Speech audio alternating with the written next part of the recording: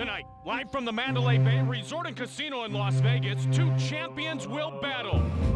These two warriors will lay it all on the line, but only one can walk away. The undisputed light heavyweight champion.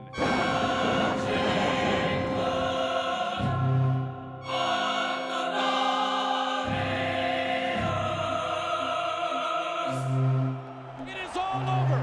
Tito Ortiz becomes with this victory a legend of the Octagon. I can't even begin to fathom a match between Tito Ortiz and Chuck Liddell. To be considered the champion, you have to fight the #1 contender, and he wasn't willing to do that. He knows in his heart why he wouldn't fight Chuck, and he's got to live with that. I am no coward. I'm not afraid of no man. It doesn't really matter. The fact remains, he didn't fight Chuck, and I did. Randy taking it to Chuck Liddell. This is incredible. Randy Couture is going to stop Chuck Liddell. Unbelievable. What an incredible athlete and what an incredible upset. New UFC light heavyweight champion of the world. In my mind, I don't think there's two champions. Since I stepped out, there was two contenders fighting, and that's all it was. Tito! I don't know if you're in the house, baby, but if you want this belt, you're gonna have to come in here and take it.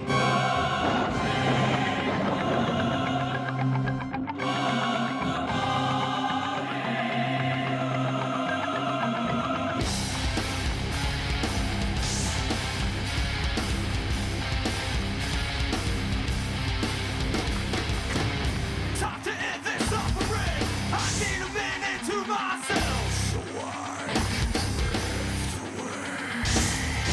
You will never get to me. What can't be done, I'll do myself. So I swim away. What do I do for? What do I do for control? What do I do for? No, I'm wild to fight. What do I do for?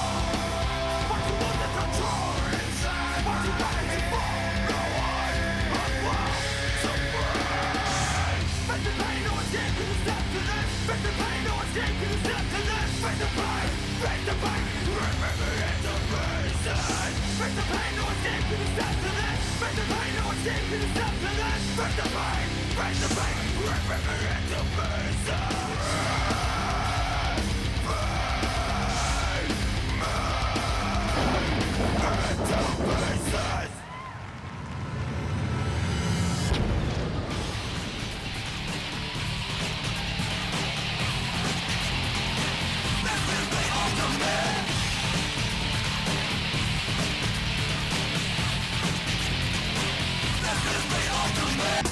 The moment has arrived. We are live at the Mandalay Bay Event Center in beautiful Las Vegas, Nevada. Tonight there will be, and I mean only one, light heavyweight champion. No disputing any longer what we will see this evening. Hi again, everybody. Alongside my partner, Joe Rogan, I'm Mike Goldberg. Welcome to UFC 44. Joe, the story's well documented. Tito was a holdout. Randy was a victor. Now we see who the real champion is tonight. Well, clearly Tito is still the champion because he never lost his title in the Octagon. But he didn't face the #1 contender in Chuck Liddell for whatever reasons. Randy Couture did, and he dismantled him, without a doubt making himself the most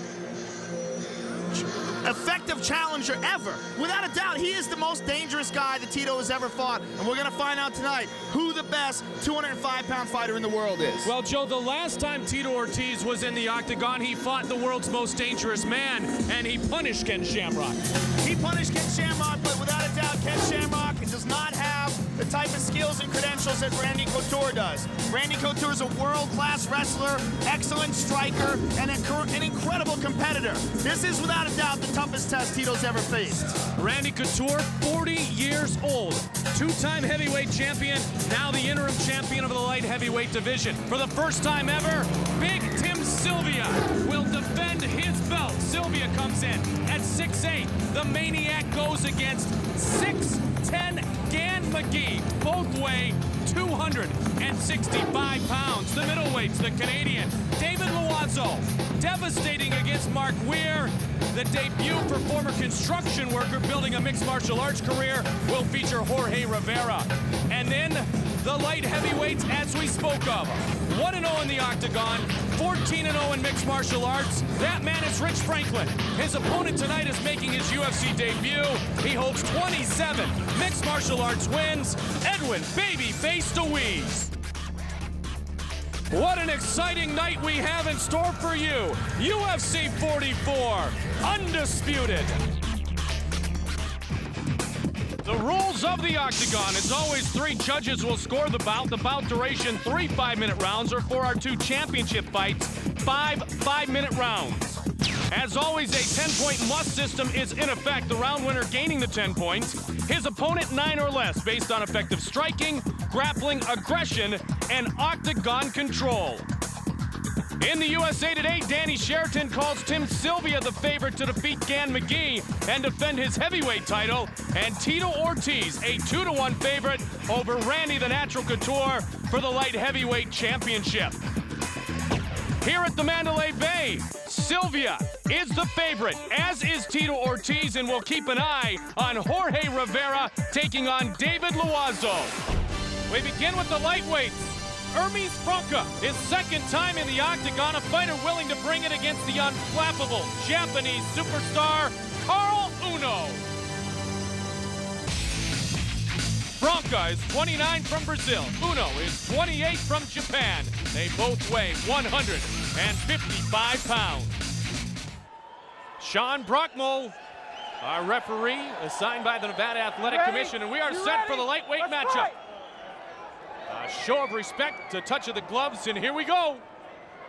I look for Uno to keep this standing. Right when I say that, Hermes Franca throws a kick. Uno should be the better stand-up fighter in this matchup. But I do believe Franca's better on the ground. Carl Uno, he has fought and defeated many of the greatest fighters in the world. The one thing he is, as we mentioned, is unflappable and extremely experienced and fighting against great talent. Absolutely, he's an excellent professional fighter. A complete mixed martial arts fighter. Seems so subdued when you see him walking around prior to a fight, but when he gets inside the gated walls, he is ready to do battle. He's got double underhooks here. Oh, look at that, it went against him. Hermes Franca's got side control now. This is a bad position for Uno. Jiu-jitsu is his game. Crazy submissions for Hermes Franca. Uno has excellent defense, though. He got his knee inside. He's looking to claim guard. Here he goes. Okay, he's moving around. Uh-oh. He's got a leg lock. Hermes Franca's got a hold of his ankle. And Uno able to move out without any trouble. I look for Uno to just back out of this, I think. He's going to throw some kicks, maybe punish the legs, and he's probably going to try to get Franca to stand back up. Well, Franca certainly wants it on the ground, and as you mentioned, it looks like Carl Uno is happy to stay on the feet. Carl Uno with a strike and a kick. Those are brutal leg kicks. Closing down and delivers a good left to Hermes Franca. When a guy's got a hold of your legs like that and your legs are bent back, those are some of the most painful leg kicks because you can't brace yourself. You can't like try to stop with your muscles. You can't tense up. He's just taking that shin right into the meat of his leg. And pinpoint accuracy, you know he's hitting the identical spot every time he fires away. All right, Franca's got a hold of him now. Franca, despite that punishment, Joe, never seemed to want to get up, did he? Franca's a tough dude, no doubt. Good knee by Uno. Uno staying busy, showing a variety of strikes. Remember, he beat Fabiano Iha at UFC 32 with strikes in the guard. That was back in the Meadowlands a couple of years ago. So Uno has won in so many different ways. That's what's most impressive. Yeah, absolutely. Like I said, Uno's a very well-rounded martial artist. He's very good at everything. Good takedown. Half guard. Hermes Franca, obviously with his jiu-jitsu background. A man who 3 years ago spoke no English, is very comfortable working the ground game. But Uno continues to throw down. Those leg kicks. He holds onto that leg. Those are going to punish him. If this goes the full 3 rounds, Franca's going to feel those later, that's for sure. And another one. Same spot, and then Uno trying to follow up. Good ground and pound, too. He's hitting him with some good shots. Off the fence. Anything Franca can do to defend those kicks? Well, right now what he's got to do is got to figure out a way to clinch and to pull Uno into it. He's leaving too much space. If he's got his legs up like that, he's either got to stand up or he's got to grab a hold of Uno and pull him tight to him to keep this punishment from continuing. Hook and shoot world champion, World Extreme Fighting world champion, Hermes Franca, 7-0 in mixed martial arts. He will stand and trade punches, although we haven't seen him do that with Uno here in the first round. Franca looks a little bewildered. Uno is really punishing him right now. He's in complete control here. And he looks very calm. Carl Uno been doing some professional wrestling matches in Japan since his fight with BJ Penn at UFC 41 in Atlantic City. That was a draw. The finals of the lightweight tournament. Uno's going to win this fight if Hermes Franca continues this way. He can't let Uno kick his legs and take pot shots at him like that. He's got to go for a submission here. He's got to grab a hold of him and drag him down. He's got to lock onto him and subdue him. Right now, he's giving Uno much too much room. In the UFC, Uno defeated Dean Thomas, Eve Edwards, Fabiano Iha. As I mentioned, some of the best in the world. And he's taking it to Hermes Franca here in round one. 30 seconds about to remain here in our first of 3 5-minute rounds. Scheduled for 3 5-minute rounds. The championship fights are 5 5-minute rounds.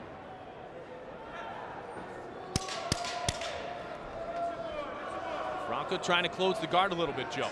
Yeah, this is a pretty clear win this round for Uno, though. Uno is really just pounding on him. Franca's not doing anything. He's just trying to turtle up. That's a bad round for Hermes Franca. And a good round for Carl Uno. He had his way in the first round, that is for certain. Here's a takedown. Hermes Franca took him down. Side control. But unfortunately, he couldn't capitalize on this position. And here's these brutal leg kicks that Uno's been landing.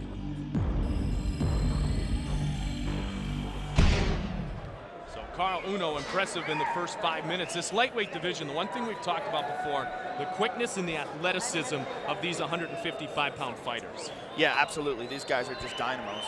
And it's much like the 205-pound division that we talked about, this is a very talent-rich pool.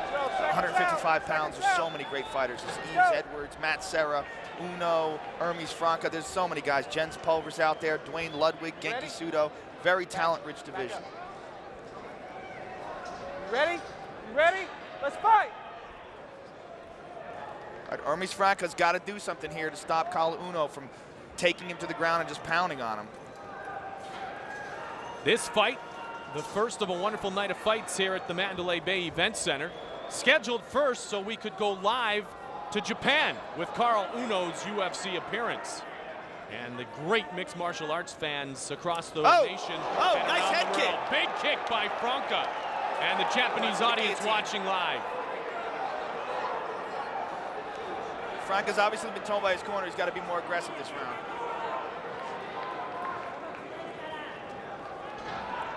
Now that'll score some points. What is this? Franca trying to apply some pressure. This is role reversal right here. Absolutely, look, he's got his back. Franca's got his back. Okay, let it go. Again, Uno's so patient. When you think he might be in a bad spot, he's just so darn patient. And he's got double underhooks here. He's going to land some knees. Uno seems to evolve every time we see him. He evolves. You know, he felt very badly. He lost very quickly to BJ Penn. He was knocked out in about 10 seconds. Just caught a big right hand, then BJ just blitzkrieged on him. And it felt very badly about that. Came back with a tremendous performance and improves every time he's out. A lot of experience. That's the thing you have to fight. You're not just fighting Carl Uno. You're fighting the calmness, the experience. This guy's been to war so many times, both here in the UFC and in Japan. Again, tries to throw a knee there. Don't forget to log on at UFC.tv. We've got some great programming in the month of October, so log on for the latest and the greatest, the networks and the times. Your website of choice is UFC.tv. Uno's got some strange ankle wraps. I don't know. Oh, on the head. Wow, what a takedown. Hermes Franca's in the mount. And now he's trying to take advantage of a potentially stunned Carl Uno. Side control and pummeling on Uno. Now Uno in a half guard. Franca is pleased to work from here. He's in the guard, but still trying to rain down haymakers. Yeah, Uno looks a little rocked here, and this is Franca's world. Franca wants to pass his half guard right now.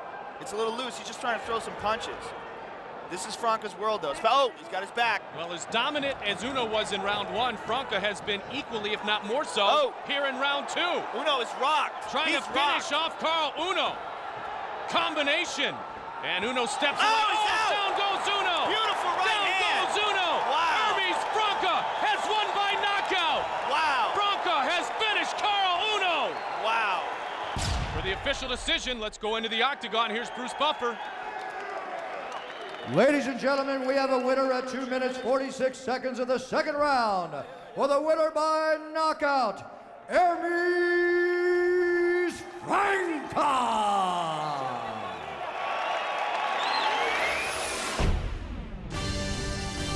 Call it the trilogy. Meeting number one, Jeremy Jackson knocked out Nick Diaz in the first round. Meeting number two, Diaz KO Jackson. Tonight, winner takes all.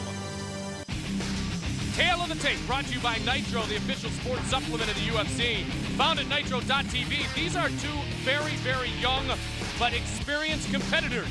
Two that want to make a statement here in the welterweight division. And Steve Mazzagatti will be our UFC referee. You ready? You ready? Diaz, Jackson, and the welterweights are set. Third fight in the series. Again, Jackson's going to look to keep this fight in his feet, and Diaz definitely wants to go to the ground. See him just avoiding the strikes, circling, looking for the opening to take Jeremy Jackson to the ground where it's his world.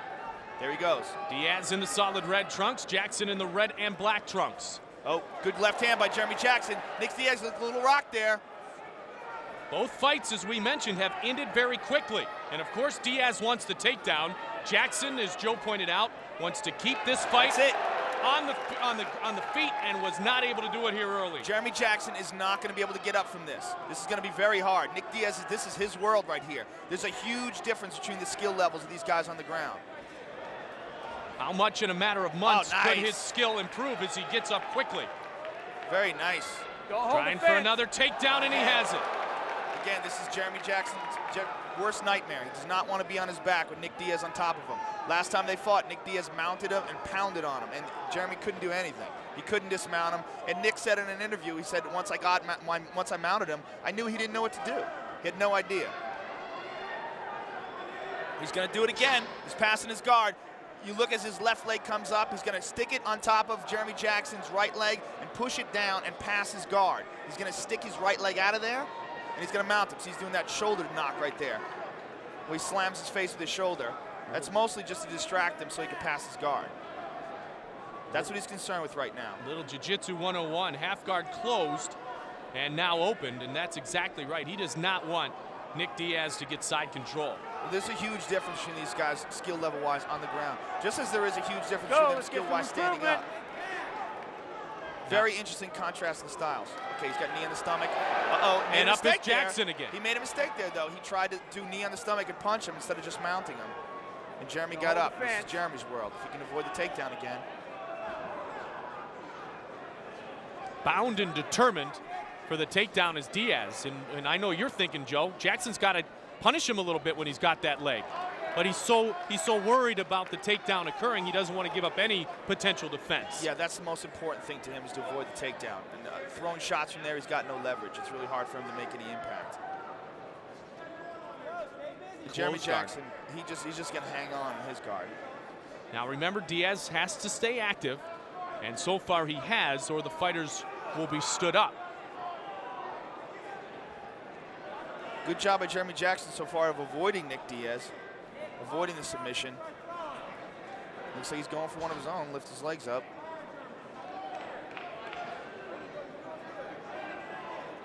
I've got to imagine his camp has worked on ground defense.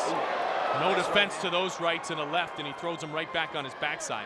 His camp is working on ground defense, but there's a big difference in the skill level of his training partners as well. I mean, Nick Diaz is working out with Cesar Gracie and Gil Castillo, and guys who are just phenomenal jiu-jitsu guys. Whereas I don't think Jeremy Jackson's camp, I don't think they're quite that on that level. Good boxing and wrestling. Considers his style boxing. And so this is not, as you said, where he wants to be with 1 minute and 35 seconds remaining in round number 1. Welterweight matchup. Uh-oh, Diaz is out. He's posturing up. He's out of the guard. Now he's going to look to throw those legs aside. Oh, nice kick from Jeremy Jackson from the bottom. And those are legal. From the bottom, it's okay. He's going to push his legs to the side and then try to mount him. There he goes. He's got side control. Bad position for Jeremy Jackson. Okay, Jeremy Jackson's got half guard again. He's got him up against the fence as well, which loses a bit of your leverage if you're trying to avoid the takedown or the passing of the guard. You have about half the space to move, and the other space is closed off by the gates. A couple of lefts connect, and a big right. That nice high kick again. Nice kick from the bottom by Jeremy Jackson. Tell you, if he catches him with one of those, it might be good night. Jerry Bolander got knocked out by Murilo Bustamante like that in Brazil. You got to be careful of that. It's also the way Renzo Gracie knocked out Oleg Tektarov. Oh, he made it. Oh, he's rocked. He's rocked. He Played a little possum. Nice work by Jeremy Jackson. Oh, those are hard shots. Wow. Jeremy Jackson's a very good striker. Even from that position, he can hurt Nick Diaz. That was great possum there. Yeah, very good And possum. Diaz did let down for a moment. Yes, he did. It worked. That was real. Good gamesmanship by Jeremy Jackson. And excellent takedown defense, too. Oh, there he goes. He pulls guard. Good work by Nick Diaz. Good survival in the first round by Jeremy Jackson. Jeremy Jackson's a tough dude, no doubt about it. And the horn sounds, and we have completed 5 minutes, the first of 3 scheduled rounds.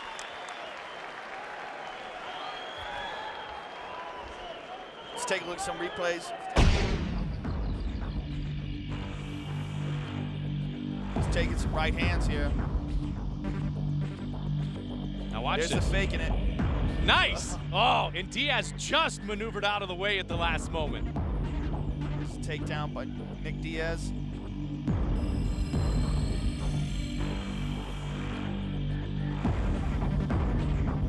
Here's a nasty elbow by Nick Diaz. Ouch. Right on the bridge of the nose. Do what you know what you can do. Okay? Relax. Give him a little more water. A little more water. Be focused. Okay? Take Clear the control ring. of it. Clear the Your ring. sprawl is off the hook right now. Back to the sprawl, Jeremy. Okay? Go back to the corner, please. And there is Nick Diaz coming out of his corner, ready to go here in the second round. Well, we know one thing, for the first time in this trilogy, the fight has gone further than the first round. Yeah, absolutely. Now, these guys know each other's ready? game very well now. You ready? Bring it on. Something about personal vendettas and bragging rights, too. They Make touch it gloves. so interesting. Show of respect. Touch gloves at the start of the second round. How does Jackson avoid the takedown, get into his forte, and that is using the fist. There's the sprawl. He's got a leg, though. There, Jackson punishing Diaz in his attempt for a takedown. Nick Diaz is very creative with this, though. He spun around away from it. He's holding onto that leg. Very good takedown. He's just a spider. He gets a hold of you. He's not going to let you out of his web.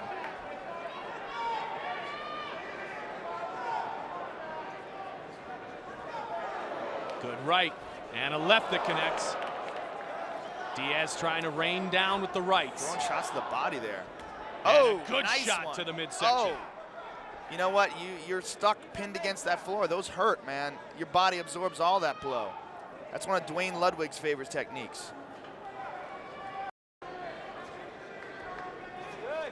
Oh, nice good shot. elbow and another. Good ground and pound by this Gracie Jiu-Jitsu expert, Nick Diaz. Yeah, again, this is Nick Diaz's world. Jeremy Jackson's just going to survive here. And he's got a long build. I mean, 6 foot, 170 pounds, but look at the long arms of Diaz. Really gives him room to maneuver down on Jeremy Jackson, who's nearly as tall, though. He's got to be careful here and not let Jeremy back up, though.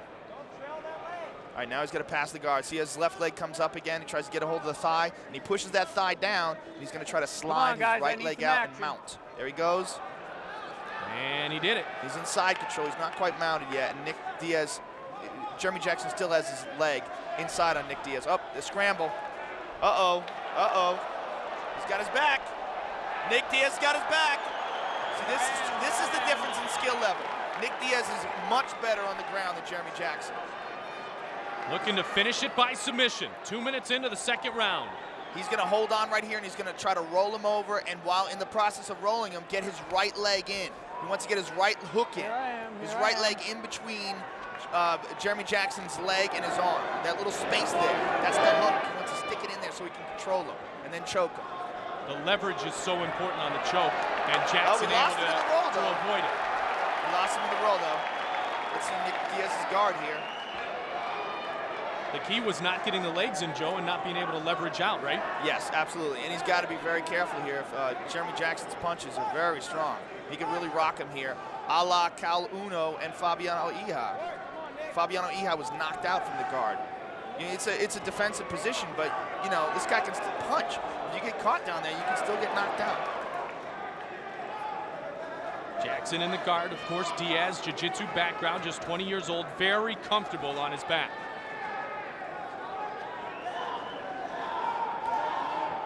These two have grown to have a mutual respect for each other. Jackson at first thought Diaz was cocky. This is it. That's what I'm talking about. He's teeing off. Jeremy Jackson can bang. This dude's got some power in his punches. Trying to win this important round, too. This is very dangerous right here for Nick Diaz. He's got to hold on to Jeremy Jackson's upper body. Either hold on to his head or hold on with double underhooks. He's got to hold on to him and keep him from raining down those shots. Just one of them can change the course of this fight. Diaz a bit of a cut on the bridge of his nose. It looks like Diaz is going for an omoplata here, which is a shoulder lock. Diaz is bloodied up a bit. He's going to roll his, this is it, the omoplata right here. If he can get his left leg beside Jeremy's head, he can roll over and get that shoulder lock. You let it go. A couple of submission attempts here in round 2 have failed. Credit Jackson for that? Oh, absolutely. Jackson's a tough dude. He's here to win. I mean, this is for bragging rights. These guys are 1-1 against each other. There's been a lot of trash talk. And this is on a much larger stage. This is on the UFC stage. And the winner will advance in the minds of the UFC promoters and matchmakers and have a chance to be a factor in this welterweight division. Not that the loser won't, but the winner will escalate his status much more quickly. Absolutely, this is the big show. You know, 1-1 in the other shows, that means something, but whoever wins this in the UFC, that means everything. Debut for both here in the world-famous Octagon. Just about 20 seconds remains in round number 2. Nick Diaz is doing a good job here of holding Jeremy Jackson down. He learned from those punches. He does not want to take a beating like that.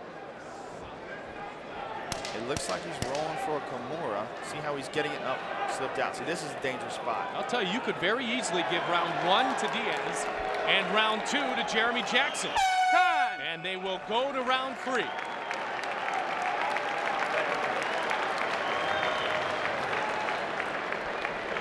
Diaz got a little blood. All right. Look at his face. Let's get him. Stay focused. Okay, Jeremy, just keep your spawns. Now you're going to make it from the feet. Okay? You're going to work your jabs. You're going to let your hands flow. Okay, it's time to let your hands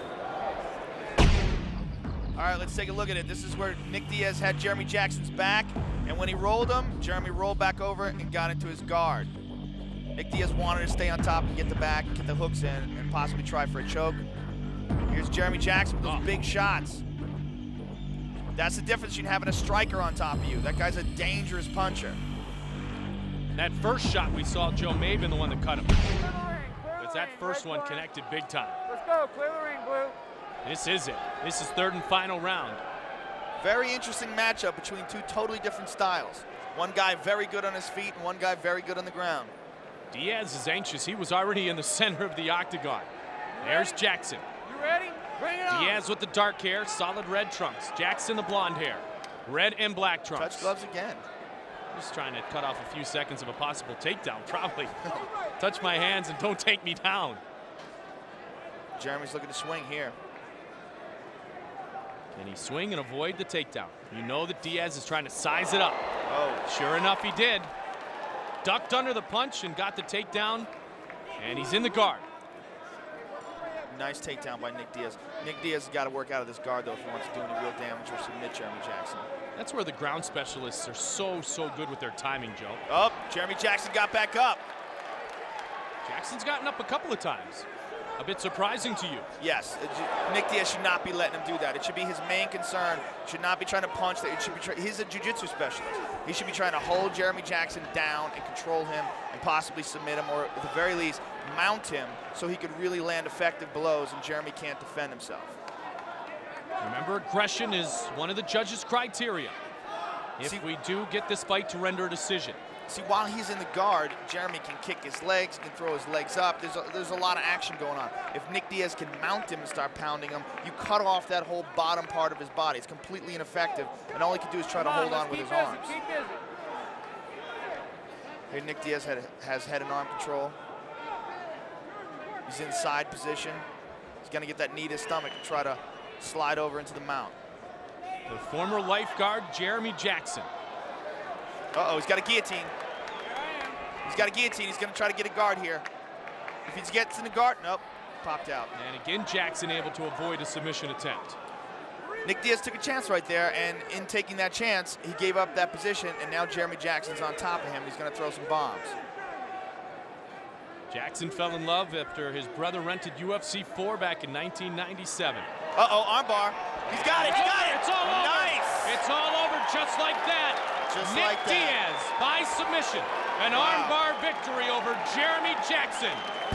Ladies and gentlemen, we have a winner at 2 minutes and 4 seconds of the third round. A winner by tap out due to an armbar. For the winner, Nick Diaz. So the 20-year-old wins his 8th mixed martial arts contest and his first appearance in the octagon. You like jiu-jitsu, you like activity, you'll love newcomer Gerald Streben. Speaking of speed, pace, and aggressiveness, his opponent, the punk Josh Thompson. Our tale of the tape all night brought to you by Nitro, the official sports supplement of the UFC, found at nitro.tv. 25-year-old Josh the Punk Thompson against Gerald the Finishing Machine Streben. Right, here we go, here we go. Are you The ready? Punk and the Are you Finishing ready? Machine. Let's get it on, come on. And here we go. Again, Josh Thompson's got the superior stand-up skills, and Gerald's going to look to take this to the ground. Oh, Whoa. my. Nice takedown. Quick pace to start things here, spinning and working. Relentless is Josh Thompson. Gerald's got a hold of a leg. Gerald Streben's got excellent leg submissions if he doesn't get bombed on from here. That's the thing about going for legs. You leave yourself open to shots. We saw that with Ian Freeman and Frank Mir. He's got it here. Can he spin it? He spins with it, does Josh Thompson. And into the closed guard. Gerald Streben's got sick ground jiu-jitsu. His no-gi jiu-jitsu, it's all geared for mixed martial arts. This is all stuff that Eddie Bravo's invented. We've talked about Arturo Gatti-like aggressiveness. He's looking for the omoplata. In Matt Serra, we see that with Gerald Streben too. Very active. He's looking for the omoplata here. Oh, Josh got out of it. And he falls right back into Gerald's guard. He's not afraid of Gerald's guard. This could be a big mistake for Josh Thompson. As advertised, Streben will rapid fire his submission attempts. One after another after another. He's got to clear his right leg. That's what he's got to do right now. He's got to clear his right leg. Oh, he's got the gogoplata. He's got a gogoplata in. Good punches by Josh Thompson. Josh avoids it, and Gerald goes to the leg. Let go of it. Let go of it. That's the Punk. You see him smirk at him like, you're not going to tap me with that. Uh-oh, he's got his back. Basically, the Punk says he'll slip in a little something that would make him a punk when he's practicing, training, working out, whatever it is. You don't get nicknamed the Punk for nothing. We know that. Watch your knee, watch your Josh knee, done an excellent job of avoiding all these submissions. Josh is on top here. As our fans know, Joe, the submission can happen as quick as the knockout. Absolutely. Split-second efficiency. A right hand. Just a little rabbit punch. As Streben tries to work his ground game.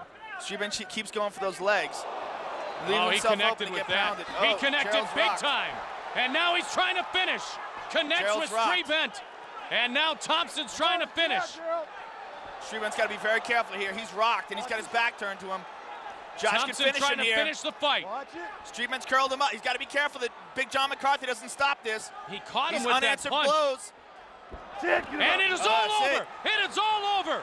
Josh Thompson has defeated Gerald Strebent. Could not recover from that one big shot. Ladies and gentlemen, we have a winner at 2 minutes, 45 seconds of the first round. For the winner by TKO, the Punk, Josh Thompson. Carl Parisian may be only 21 years old, but he has 19 fights to his credit. His opponent, 13 years his elder, the well-rounded welterweight Dave Strasser. Our tale of the tape brought to you by Nitro, the official sports supplement of the UFC, found at nitro.tv. Look at the difference. 34 years in age between Strasser and the youngster, 21 years old, but very fight experienced, Carl Parisian. And Steve Mazzagatti will be our UFC referee. And here we go. Welterweights here tonight at the Mandalay Bay Event Center. Very interesting matchup here. Solid black trunks for Parisian. Carl's a wild man. And he loves those throws. He is judo through and through, as you talked about. You know, absolutely. He is a well-rounded martial artist, though. Not just judo. The guy's got really good striking as well, and he's very aggressive. He's adapted his judo without the gi, too, and that's a key here in the octagon, isn't it? Absolutely, absolutely. That's what I was talking about Watch before. the groin. These guys, Watch the groin shot. a lot of these guys that start off with the gi, they use the gi, and they have these gi techniques that don't apply. But Cairo and a lot of the guys coming up now, they know how to do all the techniques. I mean, you started Rich Crunkleton in UFC 42 as well. They know how to apply those techniques without the gi now. In preparing for this fight, Strasser watched a lot of tapes of Carl Parisian, and he actually said by watching those tapes, he learned some things. And maybe he'll try to use some of that against his opponent here tonight. So a great compliment given to Carl Parisian. Yeah, Carl is an excellent Oh, judo good man. knee. Dave Strasser is not easily rattled. You saw that with Romy Arum, Yeah. cracked him. Oh, nice There's the takedown. throw. That's the judo right there. Beautiful takedown by Caro. Caro's in Dave's half guard. When done correctly and efficiently, it certainly is a thing of beauty, isn't it? Absolutely. Oh, judo's beautiful, man. When you watch those throws, if you see a guy who's really excellent at it like Caro, it just seems effortless. All leverage and technique.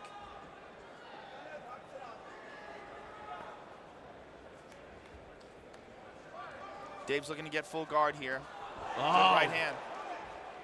Strasser moved to Iowa back in '95, did work out and train with Pat Miletich for a few years before moving to Wisconsin upon getting married in '97. And now, as I mentioned, he has his own school called the Freestyle Academy. Strasser's got full guard here.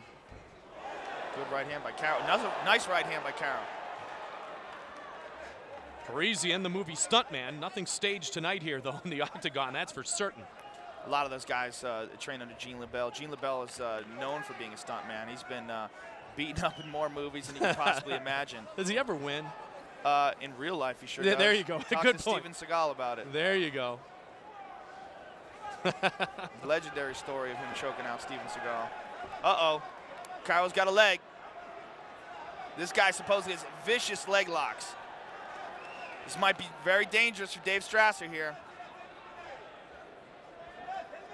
Dave's out of it. And Dave's up. Scheduled for 3 5-minute rounds. Look for Caro to try a throw here again. Knees. Nice knee. Good combination to follow. Let go of the gloves. Don't hold the gloves. And Strasser comes at him. Dave Strasser just not easily rattled. You don't take that guy out of his game. Left jab and a big right that misses. Good head kick, but not a whole lot on it. We saw that against Romy Arum too. He oh, nice. Dave Strasser, he sort of like pecks at you. He doesn't just throw vicious, evil bombs. He just kind of pecks at you. But he keeps coming. Caro rolls into the knee bar. Well, the only fights Dave talks about are the ones that he lost, because he said, those are the ones I learned from. Let's find my weaknesses and improve on them. We talk about 23 wins. That's an absolutely spectacular mixed martial arts record. Caro's got his arm tied up, looking for the takedown. There he goes. Trying Very to work nice. that arm again. Oh, Does he have it? It's over. Tap. And it's Beautiful. all over. Submission victory for Carl Parisian. Beautiful. All right, brother? Ladies and gentlemen, we have a winner at 3 minutes 52 seconds of the very first round. For the winner by tap out due to a Kimura, Carl the Heat Parisian. We're going to see a lot from this guy, 21 years old, just a kid.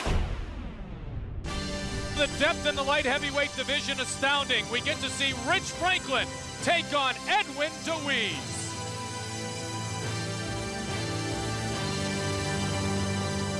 Hail of the tape throughout the evening brought to you by Nitro, the official sports supplement of the UFC. 7 years older is Franklin.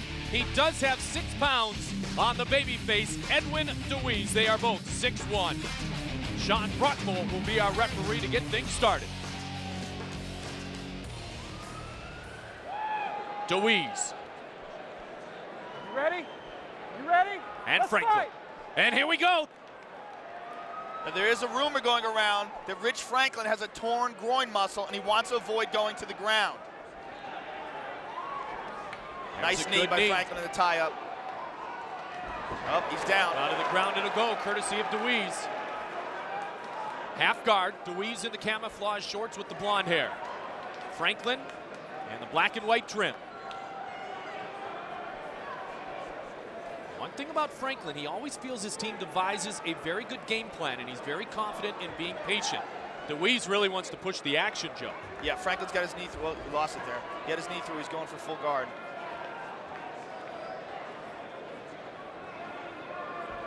Babyface Standing with up. 27 mixed Oh, he's got a martial arts guillotine. wins, trying to finish it early. DeWeese got the guillotine in. If he gets, oh, he's out.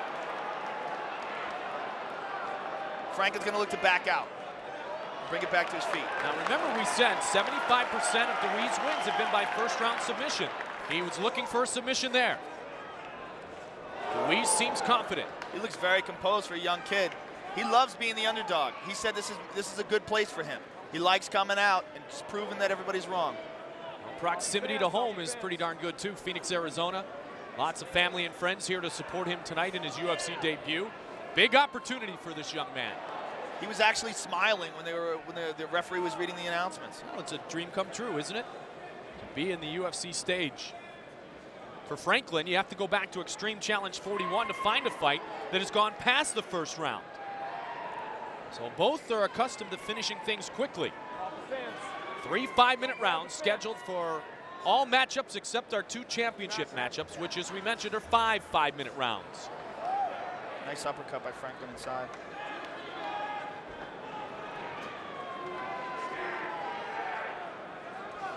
Good knee, low and then high. If the rumors are true and Rich Franklin does have a torn groin muscle, I hope he didn't take this fight lightly. In this day and age, with the caliber of mixed martial artists that make their way to the UFC, I don't think it's wise to take any fight lightly anymore, is it? Absolutely, especially when someone gets to the big show. When they get to the, oh, big right hand. DeWeese is hurt. DeWeese is hurt. He's down. Franklin trying to finish it quickly. That one stunned DeWeese. The big right. DeWeese is all right. Franklin happy to bring it to the Back feet. up. Wow, look at him. Comes right to him. Whoa. DeWeese is a gamer. That kid's tough. Look at him. He wants to give it back. Oh, nice knee by Franklin. Franklin again tees up. And that time he had the hands on the back of the neck for a little extra leverage. Oh, he's rocked. And down Rocked goes with the left. DeWeese. Down. Franklin jumps and tries to finish quickly. DeWeese is hanging in there. Franklin's landing some shots. He's been stunned twice here in the first round. Look at DeWeese like the Terminator. Back up. Down it goes again. Oh, And whoa, a kick to the body, midsection. which is allowed. Kick to the head when you're down is not. Rich Franklin throwing some bombs. Nice knee to the body. DeWeese seems overmatched here. And if Franklin does have any type of injury, you know he wants to finish it as quickly as possible. Absolutely. But you know what? The adrenaline masks a lot of the pain anyway. Nice knees to the body. DeWeese is stuck there. He's got to get out. And it's all over. Oh, The referee has stopped the fight. Edwin DeWeese overwhelmed by Rich Franklin, That's who a many dangerous believe is man. the next big thing in the light heavyweight division. If they didn't believe it then, they're going to believe it now. That's a very, very competitive fighter right there. Ladies and gentlemen, we have a winner at 3 minutes 35 seconds of the very first round. By the winner, by TKO, Rich Franklin.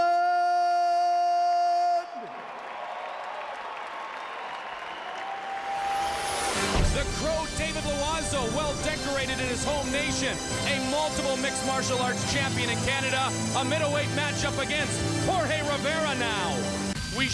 That 23-year-old David Loiseau, when he originally weighed in yesterday, was 4 pounds over. He has made the required weight of 185 or below. He is much younger than his opponent, Jorge Rivera, the Canadian against the American, in a battle of middleweight competitors.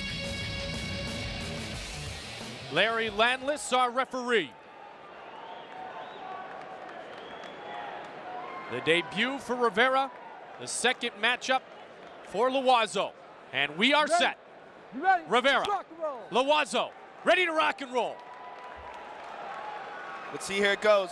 Loiseau didn't like standing with Weir, and he took him to the ground. Let's see if he likes it with Rivera. Well, both do like the stand-up, although, as you pointed out, he didn't like it the last time. Well, he's a very smart fighter. If he doesn't think he's getting the best of it, he can move on all levels. He can take a guy down, or he can stand up with him. Be fun to see him go toe-to-toe, and that is a big possibility. Rivera comes quickly. See, there you see it. He's like we said before, he's a true mixed martial artist, and he's a smart fighter.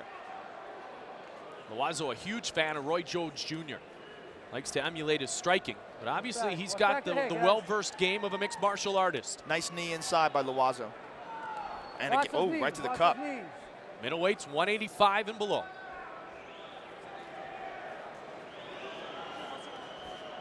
Good shot to the solar plex. Yeah, Rivera's an excellent puncher. Let's see who gets the best of this. Oh, just missed with a big right hand by Loiseau. As an amateur, Rivera actually beat Tim Sylvia in a mixed martial arts competition. That was as an amateur. Now he's trying to add on to his 6 pro fights and his 6-1 MMA record. How did those guys ever wind up fighting? That's an excellent question. That's like UFC 1. Whoever comes in, let's lock the gate and go. Oh, how this sport has evolved since that point. Yeah, because he's not even that big at 185, and Tim Sylvia is a huge 265-pound guy. And he was probably more than that then. Don't grab the shorts. Don't grab You'll them. see Tim Sylvia later tonight defending his UFC heavyweight title against Gan McGee. Let's go, guys. First defense for Tim Sylvia. Highlighted matchup, light heavyweight. Title fight between Tito Ortiz and Randy Couture. Still great fights ahead. Loiseau keeps trying to get double underhooks. Rivera wisely avoids it. Oh, nice inside tie clinch. And nice right hand, too. Good dirty boxing by Loiseau. And Rivera fights right back. We could see the slugfest that we want. The Crow Loiseau. You can tell right off the bat that Rivera's a seasoned striker. Former construction worker, Laborers Local 609, Framingham, Massachusetts. Man's worked hard his entire life. And Rivera normally competed at 205, so he's come down for this fight as well. Loiseau had to come down to make weight, basically. Nice right hand by Loiseau inside, a nice elbow also. What's that clinch? That's that Randy Couture dirty boxing. Absolutely. Matt Lindland. Jens Pulver's a big fan of that as well. Loiseau got rocked there with that a little bit. Oh, he and smiled. now he's got a smile on his face. Try to throw him off, which almost always means he got hurt. If someone's bleeding, there's a little bit of blood on Rivera's back. Might be on the back of the head of Jorge Rivera. Yep, it is. It's on the head of Jorge Rivera, and Larry Landless is going to have Leon Tabbs take a look at that cut. That's a weird place for a cut. It sure is. And obviously anything in the head area, especially with the blood pumping, going to gush a little bit. Oh, wow, look at it. Yep. Ugh. It's a gash on the left side. There it is. Whoa. That is a weird cut. Probably from one of those inside elbows. Loiseau landed a couple really good inside elbows. Switch corners. And that's the effect of it right there. They're going to switch corners. The doctors have said everything's fine and keep her going on. Clock stops here in round 1. Let's rock and roll. Let's go. That cut's still bleeding. Yep, and it's going to from that area. Absolutely. The forehead is one of the worst places. Anywhere on the top of your head, bleed a lot. How about that gash Marvin Eastman took? Oh, that was the worst I've ever seen. No question. Rivera, though, no hesitation. Loiseau again with those, he ties them up. Throws those inside right hands and elbows. Ducks under and then gets the underhooks and then tries to dirty box a bit. Nice body shots inside by Rivera. Come on, This is guys, a very go. unusual fight. These guys are basically operating from the clinch and just blasting each other. You don't really see that too much in the UFC. Keep those Knees up. and elbows and punches, all from the clinch. Loazo stated before this matchup, last time he felt he fought good. Thought he was very, very good against Mark Weir. This time he expects to fight great. Come on, you're Give a turning lot your of head, credit to turn Jorge your head. Rivera and his striking ability. Jorge, the current US MMA and hook and shoot light heavyweight champion.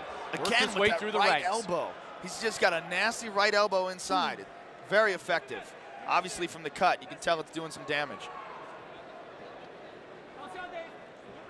Get a good look at it from that camera angle. Under a minute remains in round one. This fight scheduled for 3 5-minute rounds. I like how he does that. He gets inside, he palms the back of Rivera's head, and then slides over with an elbow. As decorated a champion as there is in Canada, the UCC, now called TKO. Loazo with a win over Tony Fricklin out of the Militich camp in his mixed martial arts career. By the same way, as a matter of fact, by elbows that caused a nasty cut. You've seen the pictures on the internet. Fricklin was bleeding like he was in a horror movie. 10 seconds. 10 seconds remains in round number one. Goes on the leg. Loazo's got double underhooks. Looks like he's trying to take Rivera down as the bell rings. Good first round. That one's going to be tough to call. Both through. Both connected. Both did some damage. Absolutely. I give an edge to Loazo, though. I think he did a little more damage and, again, very effective with that clinch and those elbows inside. Let's take a look at those in the replay.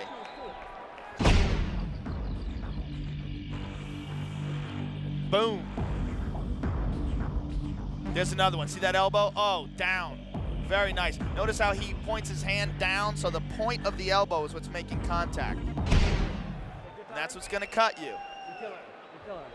Take your time to do what you're doing. Just be careful on the brakes. Are these affecting you at all with the body? Perfect. Let's plug them up, man. Kick your ass in. See the cut man applying some ointment to those cuts, trying to stop the bleeding. Ready out, let's Smaller go. one on the top, but we saw the one on the side of the head. And that's both on the same side where Loazo's been landing those effective elbows. Very confident corner of David Loazo. You heard with the French accent. See his cornerman talking about that he's controlled the matchup so far, and he has. You ready? You ready? Let's rock and roll. Let's go. Set for the second round. A great show of respect in this sport. You get inside the octagon and you got guts, plain and simple. Yeah, Rivera's got to avoid the clinch. He's got to avoid the clinch and try to box and kick on the outside. There he goes. Nice leg kick. Seemed like every time he went for the right, Loazo ducked under it, Joe, and then he was able to get that clinch and work the dirty boxing. Well, you know what? They fought the first round in the clinch, and now, whoa, nice right hand by Loazo. Right as I was going to say, they were probably going to fight the second one from the outside. They clinch up again. Nice knees to the legs. Both are trying to do the same thing.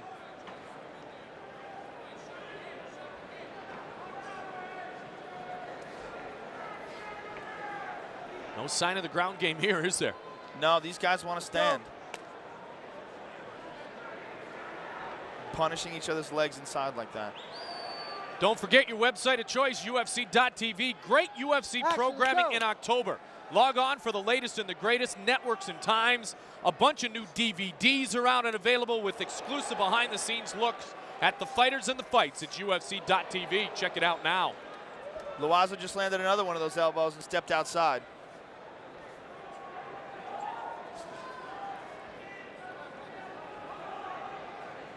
.335 remains in round number two. Another elbow. You see, he throws it like a punch. He wings that thing in. Very common there. You see Loazo sees everything. Yep. Jorge's throwing all those shots. Loazo just covering up and moving away from him. Very composed champion. Now, this is certainly a huge opportunity for Loazo to continue to show his skills south of his border. Absolutely, like you said before, TKO, formerly the UCC champion, wants to become the UFC middleweight champion. Now, the definition of a fight is a conflict of two wills. And these guys are willing it out right now. Another elbow. A construction worker trying to build himself a little mixed martial arts career. Jorge's got to do something to stop that right elbow of David Loazo's, or he's going to get cut open even worse. That's Loazo's famous for it. He throws it with speed like a punch. A lot of guys don't do that. They throw it, they're not that comfortable with the elbow, and it's more of like a plodding, pushing motion. You see him, it whips. It whips, and his hand is pointed down, so the point of his elbow is what makes contact. And a lot of times it looks like he misses the punch, but he's missing it on purpose to actually land the elbow. Good tie clinch by Loiseau. And the key to that knee is having those hands, as you said, clinched on the back of the neck. You pull and you push at the same time, and bam. Little Good short body shots. Yeah, Byron. And there's that elbow again, exactly what you spoke of, Joe. Rivera can take it, though. He just bounces off his head.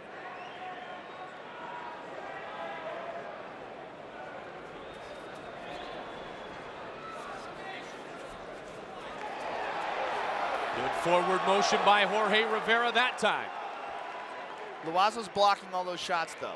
Jorge's throwing a lot of shots, but Loiseau's not getting hurt by those.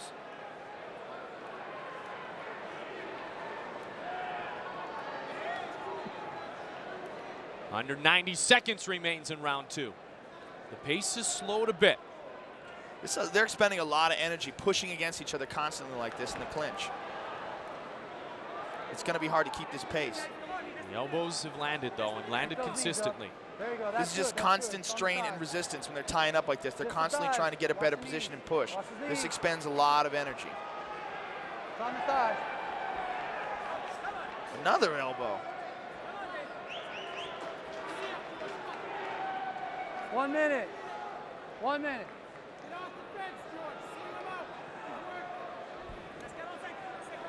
Pace is definitely slowed down here. Well, there's control, and that is owned by David Loiseau. See, again, he throws that, whips that elbow. Showing him no frontal. Now he's set. And they're in the middle of the ring.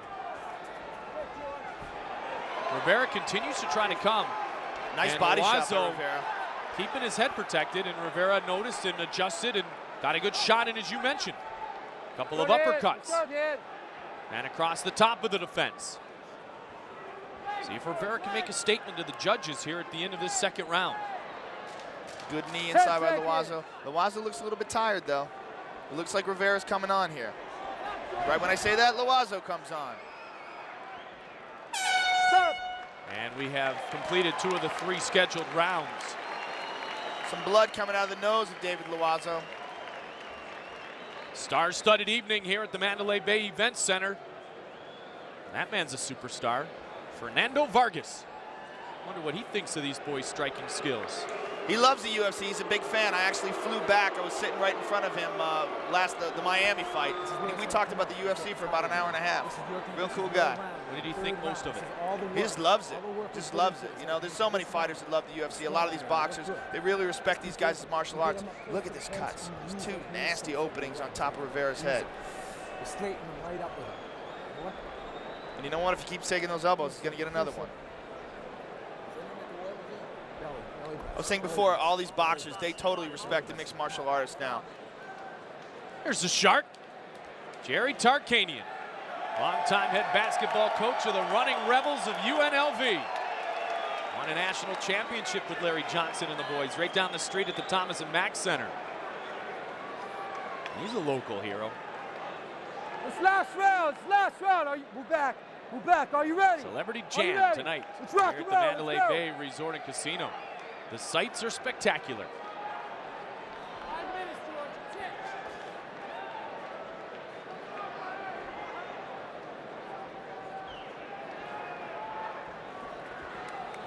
George. .445 remains here. Just underway in round 3. And now Rivera still pressing the action forward. He's starting to catch Loiseau. Loiseau's backing up straight, which is a no-no in boxing. When you're backing up straight, all the guy has to do is time how far you're moving back. He's got to have some side movement there. Rivera's an excellent striker. Loiseau hasn't attempted to take Rivera down at all. Look at those. Good body shots by Rivera. And if Loiseau's tired, those are going to make him even more tired. Ugh. Good fighting spirit here by Rivera. He's starting to break down Loiseau a bit. Yeah, I think you're right. I think Loiseau's tiring. Now, I wonder if that's the effect of being 4 pounds over, having to cut the weight to make the weight. That will work on the body. Absolutely. It definitely doesn't help. When you dehydrate yourself, without a doubt, you lose some stamina. And Loiseau was really big. He weighed in at 189, which is 4 pounds over the limit. So you know he was way higher than that before he started cutting. A lot of these guys are 10, 15 pounds over the weight. They cut down in order to be the biggest they could possibly be at that weight class. But that can work against you. We've seen it many times in the past. As a matter of fact, Dennis Hallman, when he fought Jens Pulver at 155 pounds, was basically couldn't do anything. Right. Because he had lost so much weight that he just literally had no energy. Ken Shamrock also felt when he cut down to 205 to fight Tito Ortiz that was a mistake and it drained him. It's a very tricky business. Tito Ortiz has that down to a science. You're gonna see later on tonight when they were standing at the weigh-ins, Tito and Randy together. Randy Couture was the heavyweight champion, moved down to 205 pounds. Tito still is way bigger than him. Tito's an enormous 205-pound guy. He usually fights at around 218 to 220. He's just a scientist at cutting weight perfectly. Weighs in 205 pounds on the nugget, steps off, drinks a couple gallons of Gatorade, eats some food, and he's back to full weight. Now we will look forward to that matchup still tonight. Good shots by Loazo inside. Final round nearly halfway to completed. 2 minutes and 37 seconds remains in the fight. Loazo and Rivera. And Loazo does seem like, look at him shaking the arms out, Joe. Yeah, he missed He that doesn't one have pretty that badly. snap. He doesn't have that snap. Like I said before, that inside type, nice shots by Rivera. Yeah, Rivera's Rivera coming does. on here. He sure is. Rivera still has the snap. And he seems to have much more energy than David Loazo. Nice knee to the body. That's the same side of the body that's been punished by those punches. Loazo looks hurt. There's nothing worse than fatigue when you are inside the octagon. That first round was a battle of attrition. Those guys pulling and pushing on each other, trying to get position in the clinch. That's a lot of energy they're expending, and it looks like Loazo is coming out of the bottom now. Good uppercut. And another one. rocked. He's He's connecting. going down. Continuing to connect. Rivera taking it to Loazo. Jorge Rivera. Wow, Loazo's tough. I thought he was going down there. He's a little wobbly, though. Damn. And Jorge Rivera sniffs it. He smells it. He knows victory could be imminent. Let's see if he comes hard again. Loazo will wait and try to time for the counter. I don't know if Loazo even has enough energy to take him down at this point. Doesn't look like he wants to clinch anymore. His nose is bleeding. Blood out of the left side of the nose of David Loazo. They're both taking a little breather here, siding each other up. Loazo ducks through it. Nice knee inside by Rivera. He keeps punishing Loazo's body, and that's going to make him even tireder. Rivera threw a lot of punches there, and now he seems to have slowed. Absolutely. And he had him. He had him right near the brink. He had him, but he probably was aware that he was gassing himself out, and he wanted to be able to explode. It's a calculated thing when you're in there. They have to figure out how much energy do I explode. Do I keep exploding and die myself and gas myself out and then take a chance that Loazo's going to come back and I'm not going to have enough energy to defend? So it's constantly a calculation while they're in there. Ooh, nice right hand. Right into where he was cut in the first round early in the fight. This is going to be very, very close on the judges' scorecards. Absolutely. I have Rivera winning this round for sure, though. Loazo was dominant in the first. The second was extremely close. 15 seconds remains. Rivera trying to finish with a flurry. Loazo closing in. Rivera combination, and down goes David Loazo. And that in itself may very well have won Jorge Rivera the fight. Loazo got up and he is really rocked. He's really wobbly. Let's get the decision. The judges' cards have been handed to Bruce Buffer. Ladies and gentlemen, after 3 rounds of action, we go to the judges' scorecards for a decision. Judge Nelson Hamilton scores the bout 29-28. Judge Cecil Peoples scores the bout 29-27. And Judge Tony Weeks scores the bout 29-28 for the winner by unanimous decision, El Conquistador, Jorge Rivera. Coming up next, the heavyweight championship. First title defense right here at the Mandalay Bay Event Center in beautiful Las Vegas, Nevada, for the man known as the Maniac. Tim the Maniac Sylvia against 6'10" Gan McGee. Sylvia pinpoint punching accuracy. Devastating in his win so far against a big man, in fact, a bigger man in Gan McGee. Now it's time for the big one, for the heavyweight championship. Tim Sylvia, 6'8", against 6'10", Gan McGee. The two largest men ever to fight for a UFC title collide tonight for the UFC World Heavyweight Championship. The champion, Tim the Maniac Sylvia, 6'8" and weighs 260 pounds. He is undefeated at 17-0, finishing 15 of 17 opponents. When I fought Rico Rodriguez, I was a huge underdog, and I liked that. I liked being the underdog. It was a huge drive for me, knowing that he thought he could beat me that easily. Gan's a tough guy, and some guys, when they get the belt, they kind of relax. Not me, I want to keep this belt for a long time, so I trained just as hard, if not harder, for this fight. The game plan is to keep my hands up and throw the straight punches right down the pipe and knock them out. The challenger, Gan the Giant McGee, stands 6'10" and weighs 265. His mixed martial arts record is 12-1, and he is known for finishing most of his opponents in the first round. After beating Pedro Hizo, I think that kind of showed it too. If I can knock that guy, you know, and take him out with a strike standing, then I can do it to anyone. I think I definitely have the ability to strike with him. I definitely have the ability to take him down and finish him on the ground. Up next, Tim the Maniac Sylvia versus Gan the Giant McGee for the UFC World Heavyweight Championship. Wow. Over 500 pounds will collide here tonight. Gan McGee. Northern Cold, Black Flood Diesel, his entrance music of choice. 26 years old. He uses his wrestling in reverse. He is a fearsome striker. He is also an outstanding wrestler. Absolutely, Mike. He's a protege of John Hackleman, who also trains Chuck Liddell in the pit. And this guy is just like Chuck Liddell in the fact that he's a striker who's also a very good wrestler. He avoids a takedown and wants to keep guys on their feet and blast them outstanding. Excellent striker and an excellent wrestler. Very, very strong guy.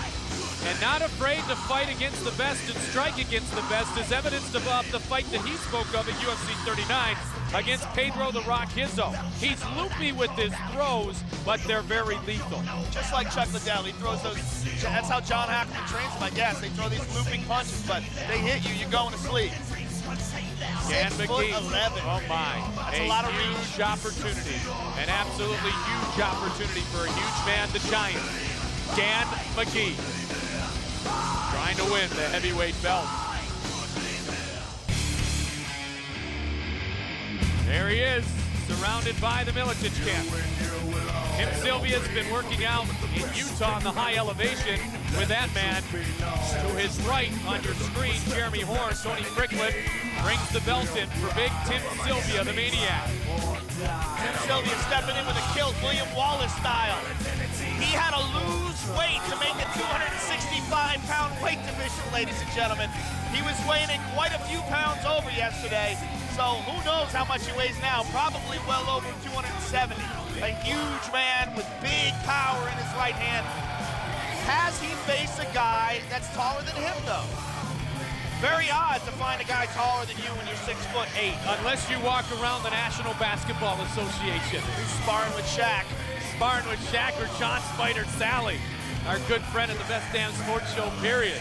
Tim Sylvia training with what I think is the best mixed martial arts team in the world is the Miletich Fighting Camp, Davenport, Iowa. Those guys are serious. They do everything perfect.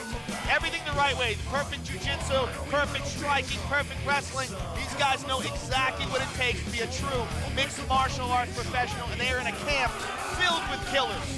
Everyone in that camp's a badass. They got Jeremy Horn, they got Tim Sylvia, Jens Pulver, Matt Hughes, Mark Hughes. I mean, it's just a cavalcade of animals down there. And all they do is train. These guys, they live in Iowa. There's nothing to do there. They train, they go to sleep, they eat, they train. Tim Sylvia is a product of that and always gives up props to Miletich. And let us remember, the leader of that pack is the well-decorated former welterweight champion, Pat Miletich. And Pat Miletich's new thing is he wants Royce Gracie. That's a story to be said in the future. I'll tell you one thing right now, Tim Sylvia, same mindset as Matt Hughes. To be a champion is one thing, to defend your belt means you are a true champion. Tail of the tape brought to you by Nitro, the official sports supplement of the UFC. found at nitro.tv. Look at this. I mean, nearly 14 feet tall, over 520 pounds. This is truly a battle of the giants for the biggest belt of them all, the heavyweight championship. Bruce Buffer. Ladies and gentlemen, this UFC championship bout is sanctioned by the Nevada State Athletic Commission with Dr. Luther Mack, chairman. Our judges at Octagon side are Cecil Peoples, Abe Bellardo, and Tony Weeks. And now, it's time for the Battle of the Giants. This fight is 5 rounds for the title of UFC Heavyweight Champion of the World. Introducing first, the contender standing to my left. He is an expert in wrestling and holds a mixed martial arts record of 12 wins and 1 loss. He stands 6 feet 10 inches tall, weighing in at 264 pounds. Fighting out of San Luis Obispo, California, please welcome the Giant, Gan McGee.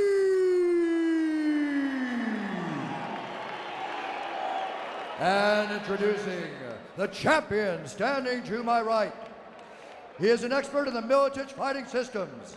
He holds a mixed martial arts record of 17 wins with no losses. He stands 6 feet 8 inches tall, weighing in at 262 pounds. Fighting out of Davenport, Iowa, he is the UFC Heavyweight Champion of the World.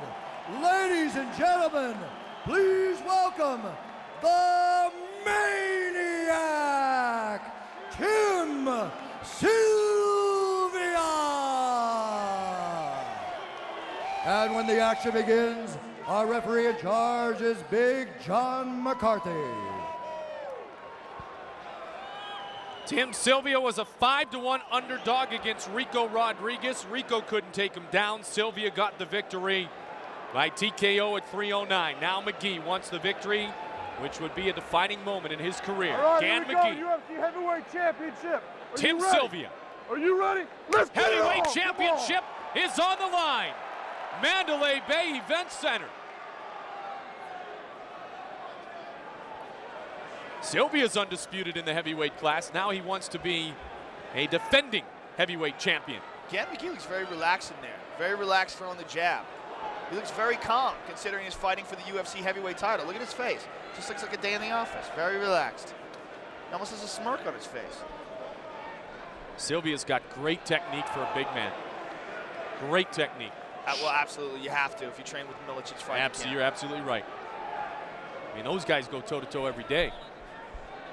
3 years with the Milicic camp, and you can see it. Oh. Remember, McGee's wrestling is excellent, but we kind of think we're going to see a slugfest here. A lot of those guys from the pit, they have that style. Excellent wrestlers who are good strikers. Keep you standing up. You can't take them down. And when they stand up with you, they blast you. Nice. Nice right hand by McGee. You just described Chuck Liddell, didn't you? He's very relaxed. He keeps his hands down. His hands are very low, which is probably not the best idea. Tim Sylvia's got a vicious right hand that he showed against Rico Rodriguez.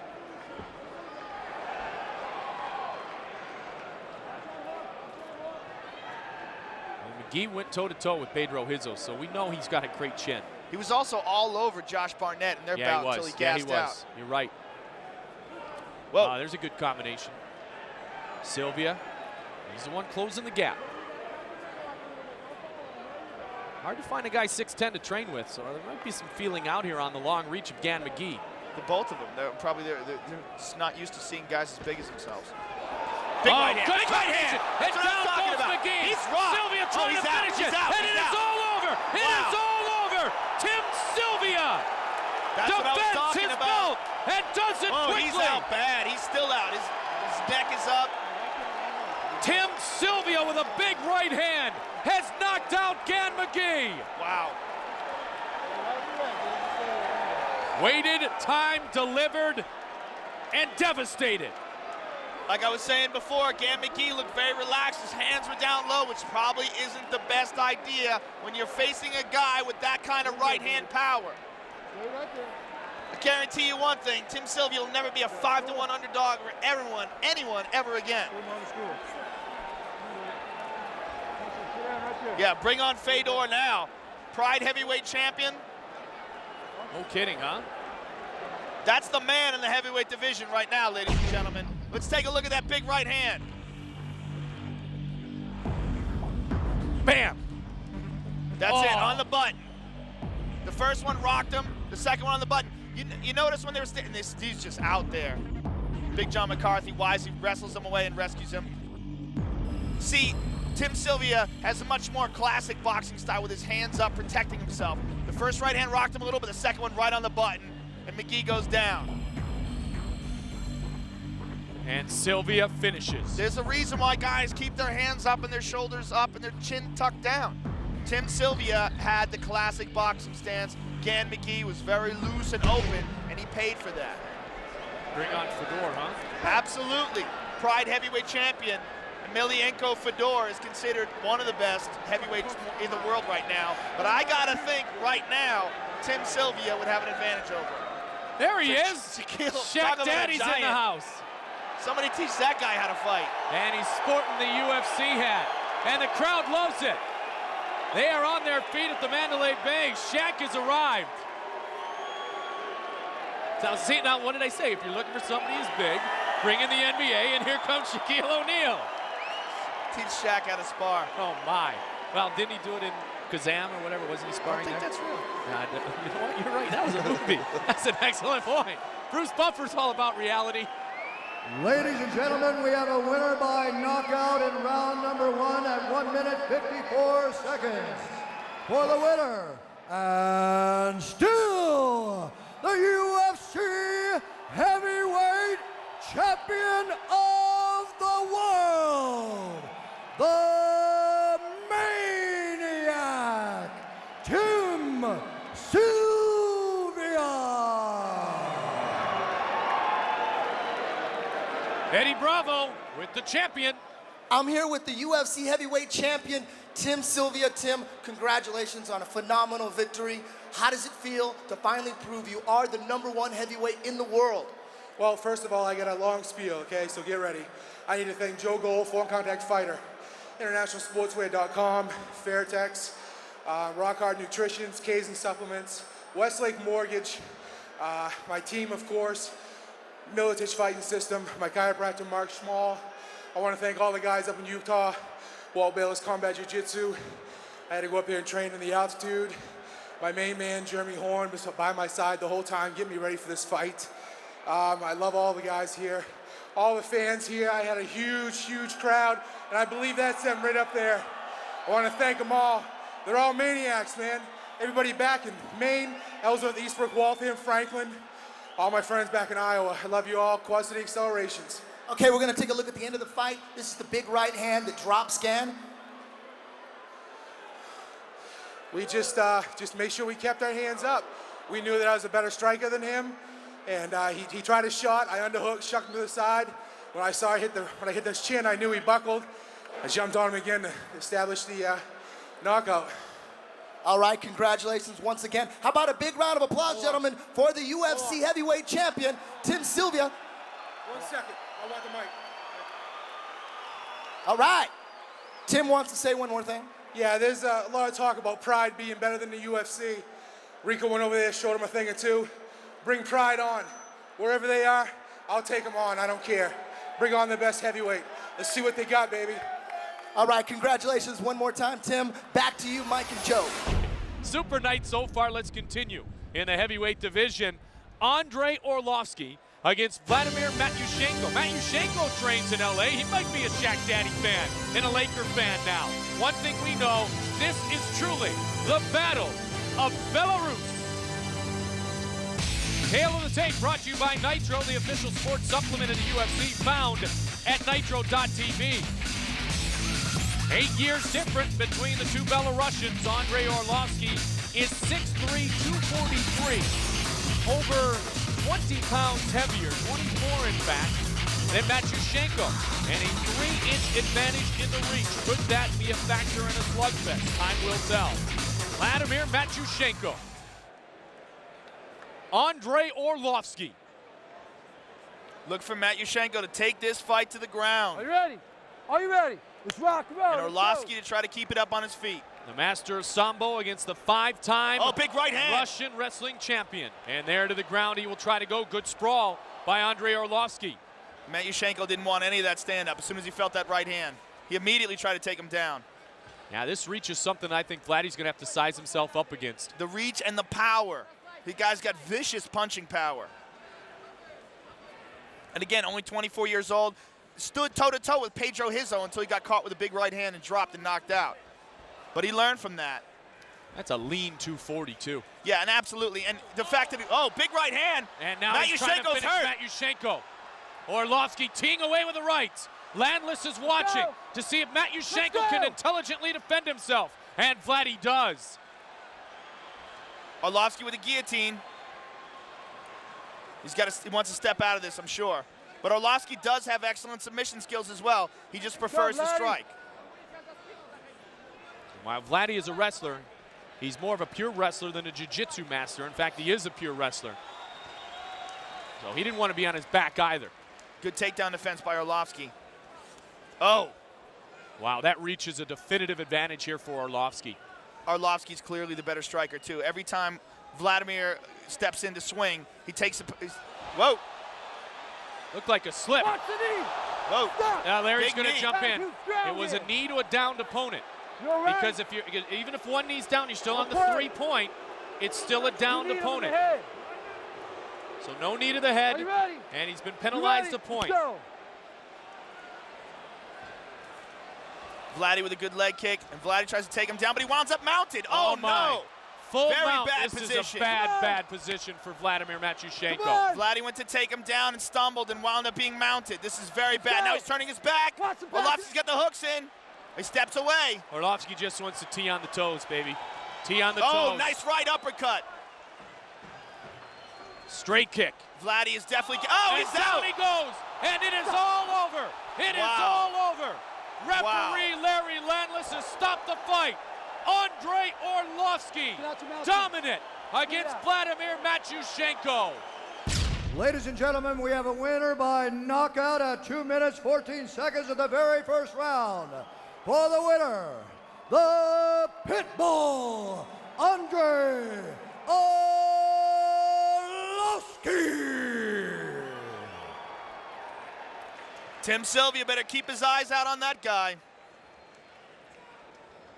That's a fight I would love to see. Tim Sylvia and Andrei Arlovski. Is that a dream match or what? You may very well get to see it. So Andrei Arlovski is victorious, and he wins the Battle of Belarus. Still ahead, our featured matchup here tonight, UFC 44, 40-year-old Randy the Natural Couture, the only man to wear the belt in not one but two weight classes. The two-time heavyweight champion, the interim light heavyweight champion, Randy the Natural Couture, takes on Tito Ortiz to find out who rules at 205 pounds. Randy's been uncharacteristic a bit too. He has actually spoken out on Tito's absence against Chuck Liddell. Trying to play some mind games, I think, with Tito Ortiz. Randy's talked a little trash. He said that Tito was afraid. He said Tito was afraid of Chuck Liddell, and then he disposed of him for him, and then he said he's coming for Tito next. He said it in the cage. He said, Tito, you want this belt? You got to come and take it. 40 years old, and he looks better than ever. When we saw him at the weigh-in yesterday, Randy Couture, I'm sorry, but every woman in the room just went, oh my gosh, 40 years old. It's incredible. He's shredded. He's, he dominates guys. I mean, he's fighting guys 10 years younger than him, and he's controlling the fight, and he's the one who's not gassing. I mean, he's completely defying age. Echo Cardio Man, Echo Freak from the Echo Challenge in Fiji. Also, I talked to Ryan Parsons, who's their chiropractor, and he's also the nutritionist for Team Quest, and he told me that he's got Randy's diet completely changed. Randy's now on an all-alkaline diet where he feeds him all these greens. He's got this crazy green powder he mixes in with his water, all green leafy vegetables. He's eating fish, very little red meat, a much lower protein diet, and it's a very scientific approach to changing his body and making his body and his blood more oxygenated and making his cardio better. And he said Randy's never been in better shape. At 40 years old, he's just a cardio machine. For those of you interested, it would be at alkaline.com, perhaps. I don't know what it is. This is where we had our first show in Las Vegas, the Mandalay Bay Event Center on the beautiful Las Vegas Strip. A star-studded affair, including the retaining of the belt in the heavyweight division by the Maniac, Tim Sylvia. And still coming up, our featured matchup, 40-year-old Randy Couture against the Huntington Beach bad boy, Tito Ortiz. Tonight, it's about being undisputed. Tito did not fight Chuck. Randy defeated Chuck. They both own belts. Only one belt leaves the octagon here tonight. Tito and Randy. All right, it's time to get it going. Undisputed, the theme for tonight. The fans are ready. The world is ready to see Tito Ortiz and Randy the Natural Couture collide. I'll tell you what, at 40 years old, he is by far the most composed and the most inspiring competitor ever to be in the Ultimate Fighting Championship. Tonight, his greatest test, the original Huntington Beach bad boy, Tito Ortiz.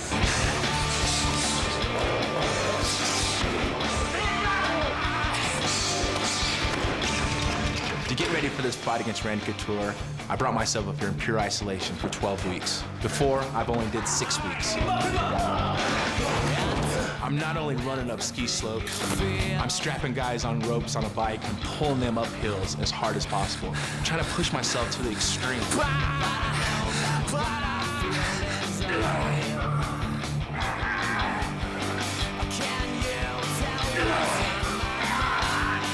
Anything that he does, I can do just a little bit better. I've got a good group of guys that make me work, that force me to be sharp, and would love nothing more than to put knots on my head just to say they did it.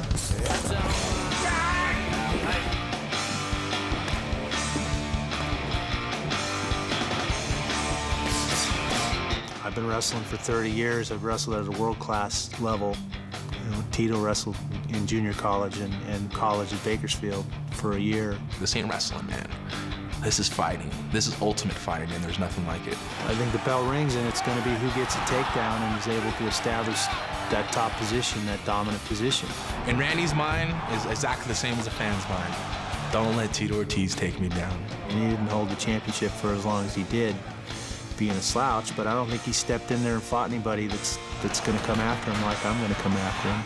For this fight, I think my game plan is to pick Randy apart on the feet. I'm going to do what no one has ever done. That's knock Randy Couture out on his feet.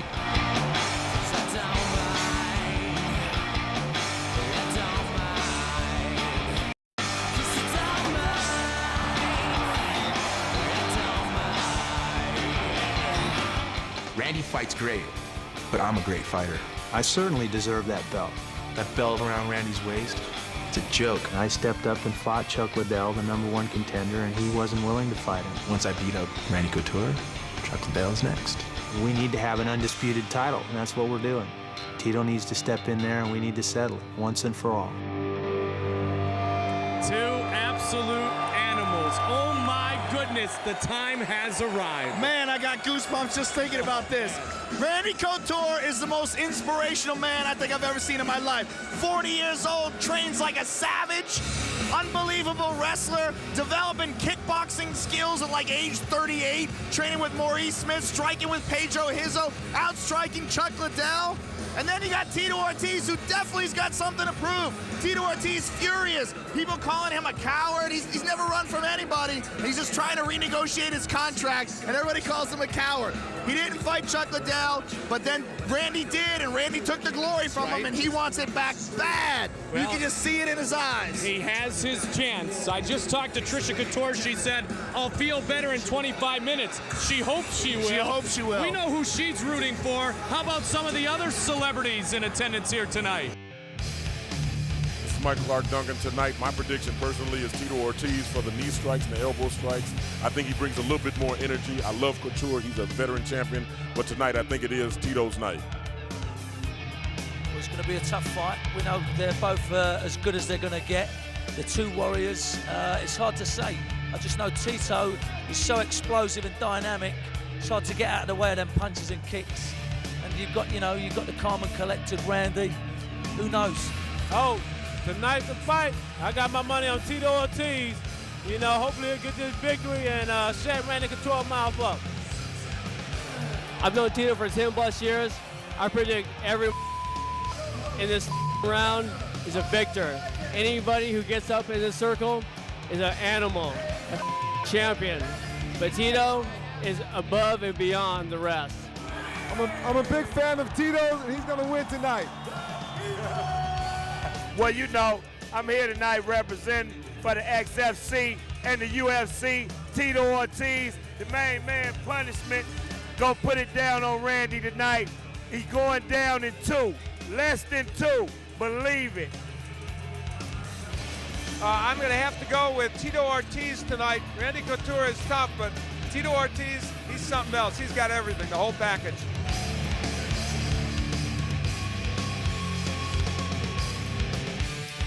The celebrities certainly feel pretty unanimous that this is going to be Tito Ortiz's night. I don't know why they could be so sure. Randy Couture brings everything to the table. He's easily as good a wrestler, if not a better wrestler. Easily as good a striker, if not a better striker. But one thing I think that Tito Ortiz has that a lot of people aren't aware of is very underrated jiu-jitsu submission skills. Well, there he is, the most inspirational figure in the world of mixed martial arts. Captain America, the natural, Randy Couture enters the octagon. Ever improving at age 40. I mean, this guy is just phenomenal. Will not let Father Time get a chokehold on him. 40 years old, outstriking kickboxer Chuck Liddell, body slamming the guy who has got the best takedown defense in MMA and completely demolishing him in 3 rounds. That's the man right now at 205 pounds. Tito Ortiz had a dominating victory over Ken Shamrock, but he's got to beat this man to be the top dog. Just a plain old gray hooded sweatshirt with a little bit of a logo on. That epitomizes what Randy the Natural Couture is all about. Absolutely, that's his style. I mean, this guy has inspired so many people to start training again. I mean, at age 40, like you were saying in the weigh-in, he's chiseled. He's got, you saw his face, took his face out of the picture, put some masking tape over. That's a 25-year-old super athlete. 4-time world team member, Pan Am American Games champion, 4-time national champion in Greco-Roman, 3-time All-American in college, 2-time runner-up in the NCAAs, 2-time UFC heavyweight champion, interim light heavyweight champion, Randy the Natural Couture.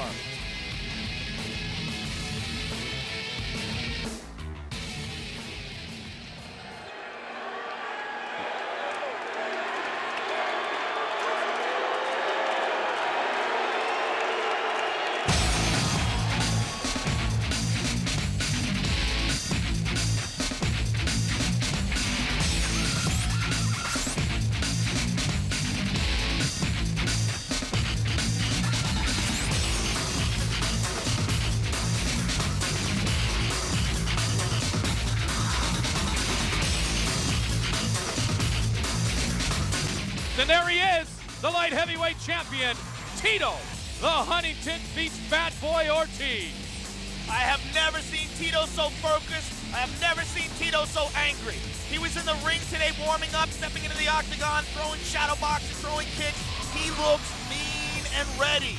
This guy has a lot to prove. There's a lot of people calling him a coward, saying that he ducked Chuck Liddell, and he wants to show them that he's the top dog at 205 pounds. He's the champion. He resents the fact that Randy has this interim title, which he believes is bogus. He's the champion. He believes you have to beat him to take the championship, and I agree. I think Randy Couture is the #1 contender. Tito Ortiz is the champion. Randy must beat Tito to be the top man. And Tito wants to prove to everyone tonight that he's the top man at 205 pounds. He has stated on frequent occasion that Randy Couture is my mentor, but the 5-time defending champion wants to put that man, Randy Couture, on his list of victims. Our featured matchup tonight for the light heavyweight title, it will be undisputed when we're done this evening. Champion against champion. Joe, your keys to victory. They both have very similar styles. They're both excellent wrestlers who are also very good at striking. They both want to impose their will and dominate the fight. The only difference that I see is age. Tito Ortiz is 28 years old. Randy Couture is in phenomenal shape at 40. But is that a factor? If they're both training just as hard, does Tito's body recover more? Does Tito's body recover faster? Does he have more energy? That's yet to be seen. I also think Tito Ortiz has underrated submission skills. He has excellent jiu-jitsu skills that a lot of people aren't aware of because he likes to beat people down. Tail of the tape brought to you by Nitro, the official sports supplement of the UFC, found at nitro.tv. They are exactly the same size. A dozen years separate champion and champion. Ortiz, Couture, the official introductions with the veteran voice of the Octagon, Bruce Buffer. Ladies and gentlemen, this UFC championship bout is sanctioned by the Nevada State Athletic Commission with Dr. Luther Mack, Chairman, and Commissioners Dr. Tony Alamo, Skip Avancino, John Bailey, Dr. Flip Homansky, and Mark Ratner, Executive Director. Our doctor at Octagon side is Dr. William Berliner. Our 3 judges for this bout are Nelson Hamilton, Jeff Mullen, and Marcos Rosales. This event is sponsored by the Gordon Biersch Brewing Company. Beer like it ought to be. And now, live from the Mandalay Bay Resort and Casino in Las Vegas, it's time to begin the main event of the evening. This fight is 5 rounds for the undisputed title of UFC Light Heavyweight Champion of the World. Introducing first, the champion, standing to my left. He is the only 2-time heavyweight champion in UFC history and the only man to ever move down and win a championship title in another weight class. He is an expert in wrestling and holds a mixed martial arts record of 8 wins and 4 losses. Standing 6 feet tall, weighing in at 205 pounds, fighting out of Gresham, Oregon. Ladies and gentlemen, please welcome the former 2-time UFC heavyweight champion and the current interim UFC light heavyweight champion of the world, Randy the Natural Couture.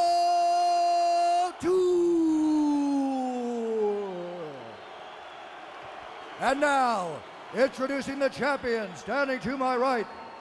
He is the most dominant light heavyweight champion in UFC history. And tonight, he goes for his 6th title defense. He is a submission fighting expert with a mixed martial arts record of 11 wins and 2 losses. He stands 6 feet 2 inches tall, weighing in at 204 pounds. Ladies and gentlemen, please welcome the 5-time defending UFC light heavyweight champion of the world, the Huntington Beach Bad Boy, Tito Ortiz. I have never seen Tito this angry. He looks so amped up. Look at Fernando Vargas and Bobby Jackson. Tito looks fired up for this fight. So does Bobby Jackson. That man is Randy Couture. He was smiling the whole time. He's so calm. Oh my goodness, is this ever going to be good? Undisputed. Big John McCarthy. Who else? Our referee. All right, for the undisputed light heavyweight championship, are you ready? Are you ready? Let's get it on! Let's get it on, baby! We've been waiting all night. We've been waiting for months. And the time is now. Tito got double underhooks, but Randy shook it off. Tito trying to steal a page of Randy's book with a little Greco. And the clinch here quickly. Remember how Randy was able to take Chuck Liddell down frequently.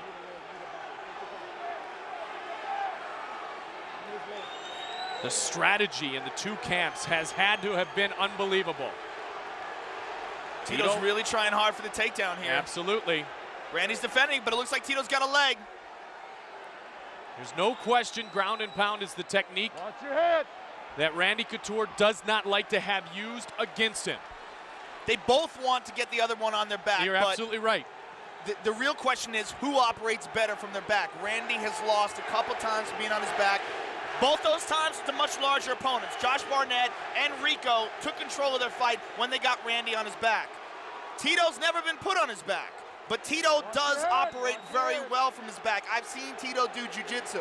Tito has an excellent guard. He's an excellent jiu-jitsu guy. He just doesn't like to use it. He's told me before, when he gets guys down, he doesn't want to submit them. He wants a beat on them. He says, if you tap out, you feel all right about it, but if I pound you down, you never forget it. He goes, I want to pound those guys out. I can submit them. I don't want to. Look at the takedown defense by Randy Couture and a knee to the midsection of Tito Ortiz. And Nice knee there's by an Tito. answer by Tito. Randy with the clinch pushed up against Tito. Look, he tried to kick the right foot out, go for that big takedown that worked against Chuck Liddell. Tito, as you said, has never been taken down in his UFC career. He's also never fought a guy that's as good a wrestler as Randy Couture. He fought Vladimir Matyushenko, but Vladimir had a really hard time making the 205-pound weight limit, and I think that sucked him dry. Tito dominated that fight, however. Randy's got double underhooks. Wow, are both of these guys exhausting some energy here quickly. If Randy can lock his hands together, he might be able to take Tito down. He's got them locked together now. This is a dominant position for Randy. This is a better position. Well, first it was Tito attempting to control and get the first takedown, and now, as you said, Randy looks closer to having that opportunity. Randy's so calm, and he's such just a consummate professional. Good knees in the clinch by both of these competitors. Tito with the left into the midsection, and there's the takedown. He's got his back. Randy Couture is taking him down. He's got the choke in. Can he finish quickly? He's got to get his second hook in. He's got to get his right leg over and hook in, or Tito's going to roll into guard. Randy's still got his back. He's got to get his right leg hook in. Nope, Tito rolled it out. Nice work by Tito Ortiz. Very nice. But he was taken down. But you know what? Now Tito's got Randy down. Randy's getting up, though. Everything is advertised here in the first 3 minutes. This is going to be a deep and long war. Absolutely, Randy's up. This is very evenly matched. That's what I was saying. All these guys that are saying that Tito's going to run through him, you're crazy. This is going to be a war. The chance of Tito here at the Mandalay Bay. They love Tito here. Randy ducks underneath. Now will they strike? Tito has really claimed that his boxing has gone through the roof. Oh, it clearly has. You can see just him warming up. When he was shadow boxing, his combinations were lightning fast. And his leg kicks. Working out with noted Muay Thai trainer Colin Oyama. I'm sure even though he hasn't fought in a while, he's been training like an animal. He takes his title of UFC champion very, very seriously. Even though the guy hasn't been fighting for a while, he's... Oh, there's the big takedown. There's the big takedown we saw Couture utilize against Liddell. Randy's got him in side control. Knees to the body. Like I said before, Tito does have an excellent guard. He's just never had an opportunity to use it. Let's see if it comes up here. He may get more than one opportunity tonight. I know he's been training off his back a lot. He's had his training partners put him on his back, and he starts from there. He's prepared himself to be in this position. But have his training partners been as tough as Randy Couture? Now he's rolling. Oh, he's going to go for a sweep here. Tito with good defense. Half guard now. Keep it working. What an action-packed first round for the light heavyweight championship. Tito's rolling over. He's going to try to get to his knees. Taken down not once, but twice. In round number one was Tito Ortiz. I got to give that round to Randy. Good job.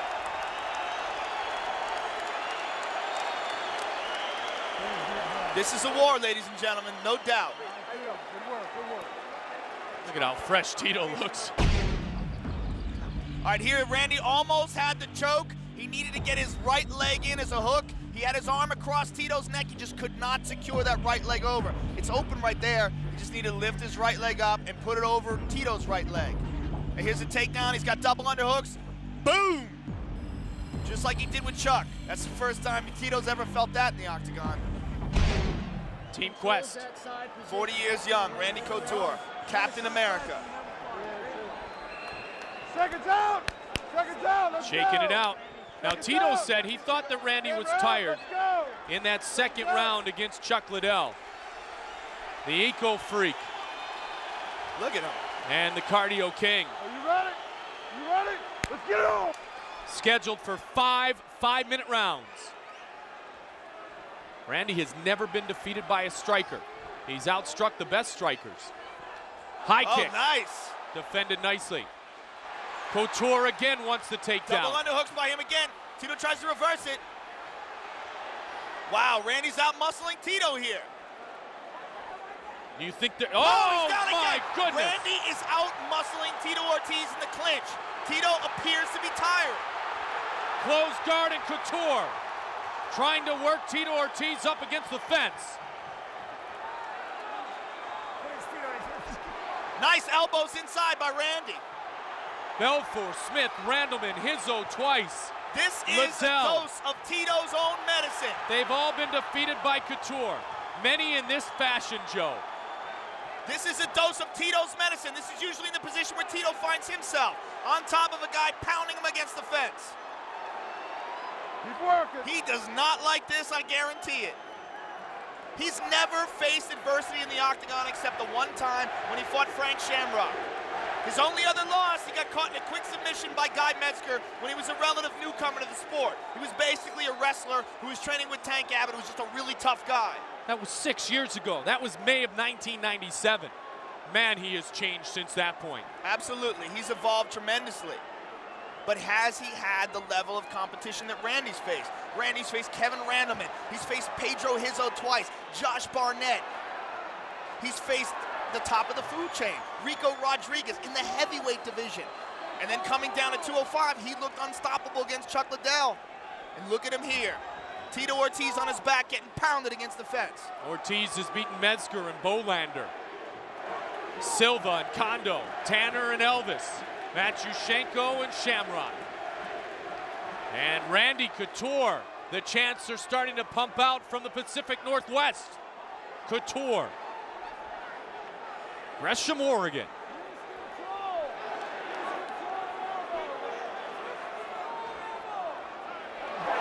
Randy trying to rain down on Tito.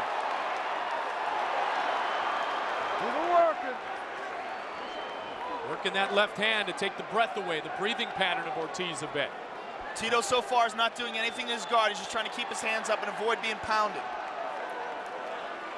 He's not trying to sweep. He's not trying to hold him down. He's not trying for submissions. He's actually doing pretty much the same thing that Ken Shamrock did against him. Passes with one leg. He's in the half now. If Randy can mount Tito, Tito's going to be in some serious trouble here. He's very tired. Especially against the fence, Joe.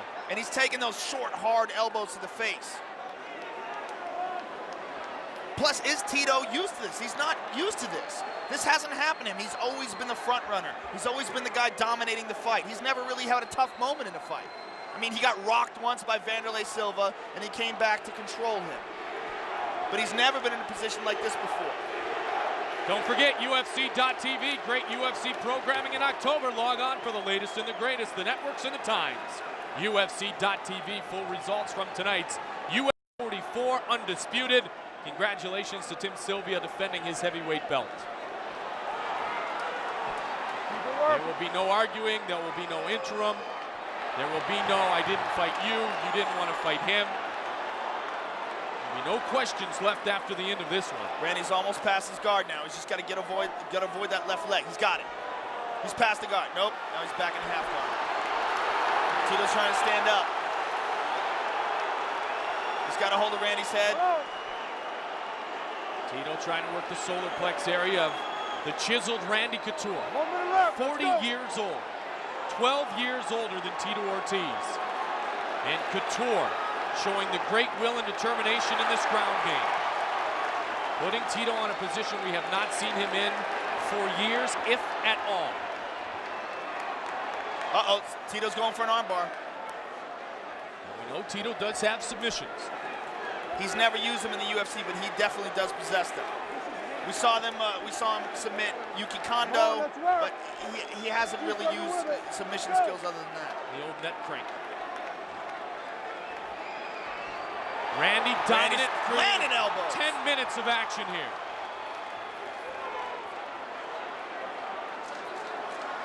Second. Final 5 seconds of round number 2, which has been all Randy the Natural Couture. Nice elbows inside by Randy. A total dominating round for the Natural. And Tito says something to Randy when Randy stands up. This fight seems very reminiscent of what Randy was able to do against Rico Rodriguez for the first couple of rounds. Then Rico started to take over. Let's take a look at that takedown. Randy's got double underhooks, trips the leg, boom. Presses him up against the fence, which is what Tito likes to do to his opponent. Here he goes again. This is a second look.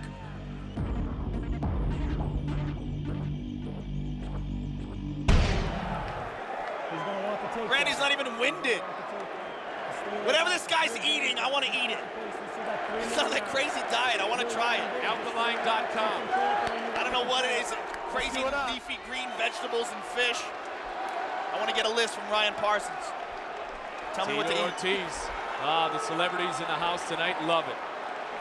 Randy Couture. Michael Clark Duncan rethinking his prediction. Yeah, no question. Everybody seemed to predict that Tito would be the victor. You ready? Let's get it on. Randy looks focused, and Tito's looking a little nervous right here. Two of the best, if not the best, mixed martial artists in the world. Oh, nice right hand by Tito.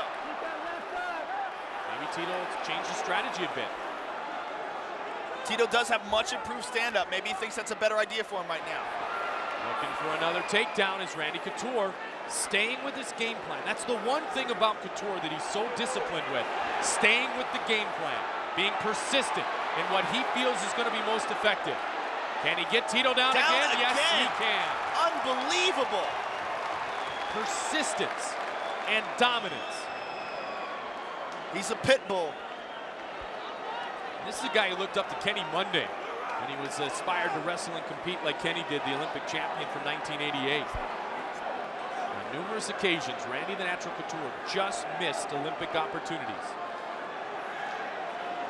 He's represented himself so well as a champion in the Ultimate Fighting Championship. I mean, he's just got unbelievable will and desire that's so hard to overcome. I mean, his conditioning is just second to none. Look at this position. He's got Tito in a crucifix position where Tito literally can't use his arms. He locks one arm up with his legs, the other one up with his other arm, and he's just gonna try to pound him from here. And Tito has been neutralized for the entire second round, and here for 90 seconds of round number 3. He can't defend these punches here. While he's got both of his arms locked up, okay, Tito rolls over to his back. He's in a crucifix. He can be submitted here. Well, that's the big question. Other than the ground and pound, how does Randy finish? We've never seen him finish other than the ground and pound. Tito's got a hold of Randy's leg now, trying to turn it around. But he's taking punches. He's got a hold of his ankle. If he can pull Randy's right ankle out, he'll have Randy on his back. Right there. Nice call. Randy stands up. Nice knee to the body by Tito. This is very much like the Rico. Nice turnaround. But we didn't see that type of turnaround in that fight. This guy is just so frustrating. It's got to be so you just think, all right, he's got to get tired eventually, and he doesn't. And he's 40. Relentless. Randy the Natural Couture. What an inspirational athlete. Tito's got a lot of those Tito maniacs around the world. They're looking for him to make his move. His will is just unsurpassed. His will is just completely dominating. He takes guys' hearts away. I mean, you saw it with Kevin Randleman. You saw it with Pedro Hizzo. You saw it with Chuck Liddell. He's just an unbelievably dominant competitor.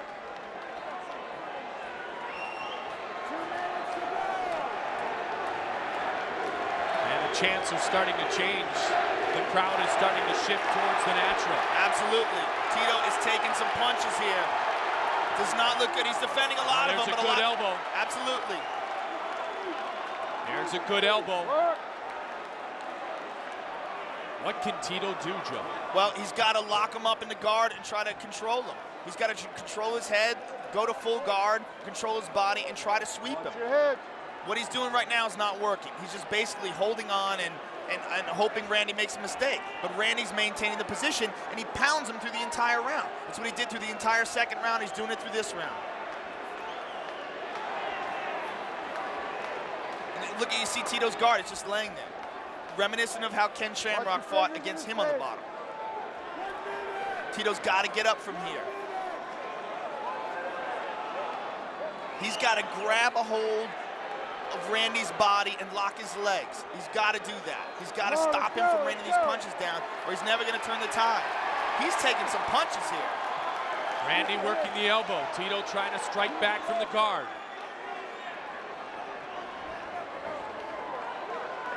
And Randy does not appear to be fatigued at all, trying to pass the guard. In the half now, the right leg is in. As tired as Tito is, if Randy passes him, he's going to be in big trouble. 35 seconds left in round 3.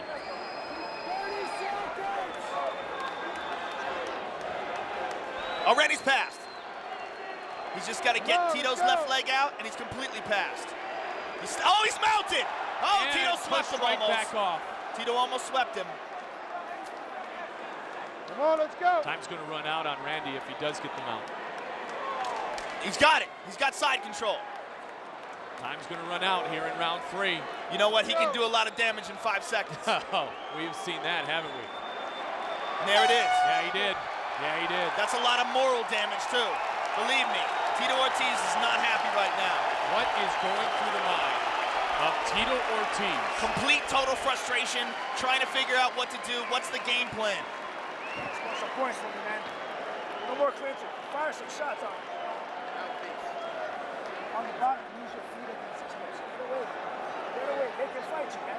This guy's not fighting. He's fighting wrong.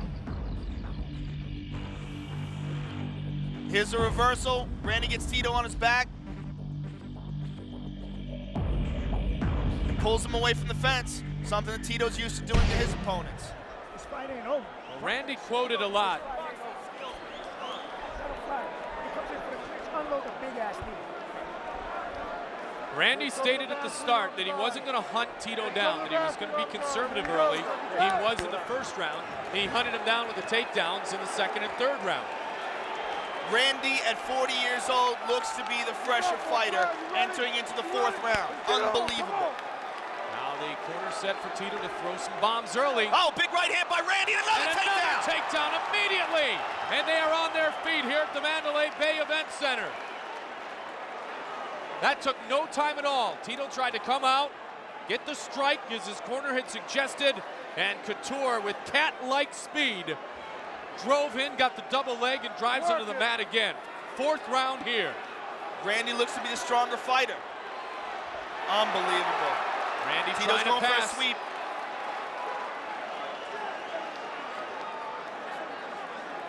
Now Tito looks very frustrated.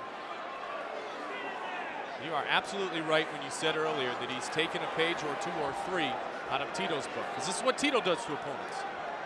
Oftentimes, the opponents don't last as long as Tito's will has lasted, though. The big question going into this fight is who fights better off their back. I thought it was going to be Tito, but Randy's just completely imposed his will on Tito here. And the crowd is chanting Randy now. The crowd that was booing Randy is now chanting for him. Tito did go the distance against Vladimir Matyushenko, winning by unanimous decision. That was the other big wrestler that you had talked about. Neither have ever been doubted for their stamina and their cardio, and especially entering this very well publicized and anticipated matchup. Tito did dominate Vladimir Matyushenko, but 1, Matyushenko had a hard time making 205 pounds, and 2, it was his first fight in the UFC. The first fight in the big show, you lose a lot of energy just from the adrenaline dump. You know, your adrenaline gets to you, you're like, oh my God, am I really in the UFC? They close the cage, you see the cameras, you're like, whoa, I hope I don't get my ass kicked. And that takes a lot out of people. Tonight, the heavyweights and the light heavyweights, Matt Hughes in the welterweight division. UFC 45 tickets go on sale tomorrow, November at the Mohegan Sun. Don't forget. Vicious knee to the body. Randy's got a hold of Tito's back again. If he can get those hooks in. He's got one.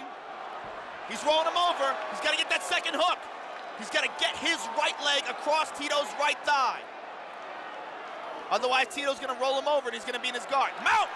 Full mount. Randy's got the mount. Here we go. Randy Couture, right, left, right, left. Unbelievable. John McCarthy watching. Couture teeing off on Tito Ortiz. The elbows, the mount. This is a page out of Randy versus Chuck Liddell. Randy Couture trying to end the fight here in the 4th round. Sliding him in towards the fence. Tito's doing a good job of blocking these, but some of them are getting through and he is not responding. Big John stopped the fight with Randy versus Josh Barnett for much the same type of punches. Let's see, Tito has to intelligently defend himself. He's doing it right now. Couture dominant. Has the mount here in the 4th. And threw a bunch of punches at Tito Ortiz. Tito's got to be wondering what he can do right now. He's pushing off the fence, trying to use the fence to roll Randy over. And he's got him. Now remember, with all those punches, Randy did blow a lot of oxygen there. But you know what? Tito blew a lot of oxygen defending them, and plus the frustration of being on his back with Randy mounting him and pounding him. And he is still doing so. Randy has faced more adversity in the octagon than Tito. No question. No question at all. I mean, has Tito mentally prepared himself to be in this position of being dominated and coming back and winning? That's the big question right here. We know he's a champion. We know he's a warrior. But has he mentally put himself in this position where this is going to happen? Big elbows. This is absolute control and domination by Randy Couture. This is very similar to Randy's fight with Chuck.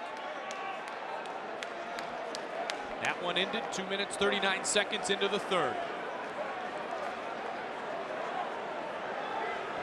Tito is going to be so far behind on points as we enter the 5th round. He's pretty much going to have this fight stopped to come back and win. Absolutely. He's lost every round, in my opinion. And Couture just wants to maintain, push and maintain. Every Let's time go. we thought Tito might get a bit of reversal, it has not happened.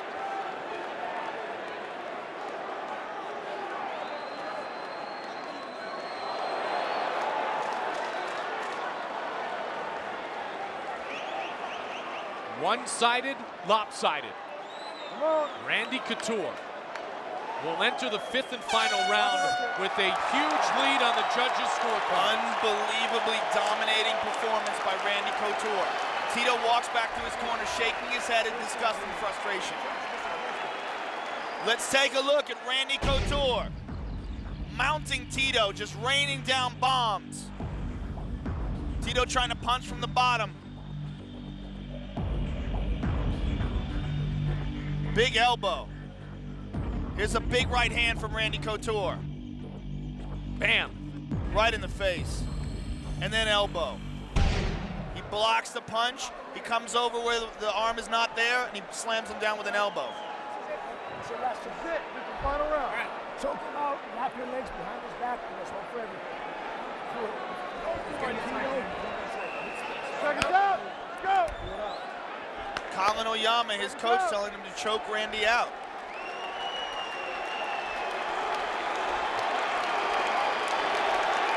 This is why they're called warriors. Last round, you ready? Are you ready? 20 minutes. They've gone 20 minutes, and now these last 5 minutes. This is going to decide it. Unless there is a miraculous turnaround, it's already decided. Tito has got to do something. Yeah, he desperately needs to avoid this takedown early again. Big right hand. And Randy will go toe-to-toe for a second, but you know he's looking to shoot. You know he's looking for his chance to clinch or to take down. Look at Tito just lifting those legs up a little bit, trying to avoid the takedown. Tito's looking very frustrated. Extremely frustrated, and you pointed out, shook his head in disgust is he not able to display any of his game here tonight? Work it out. Come on, Because work it Couture out. is pressed and pressed and pressed again. I mean, this guy's just incredible. Who would have thought at age 40 years old? Work it out. I mean, Tito said, no 40-year-old guy is going to beat me. He said that before the fight. Faster, stronger, down to 205. Has changed his lifestyle. Come on, let's go. From extreme and ultra dynamic cardio man to the eco freak. That's what he's changed his lifestyle to. Like I said before, I talked to his coach, his chiropractor and nutrition coach, Ryan Parsons, who explained to me the diet that he's got Randy on. He's down again.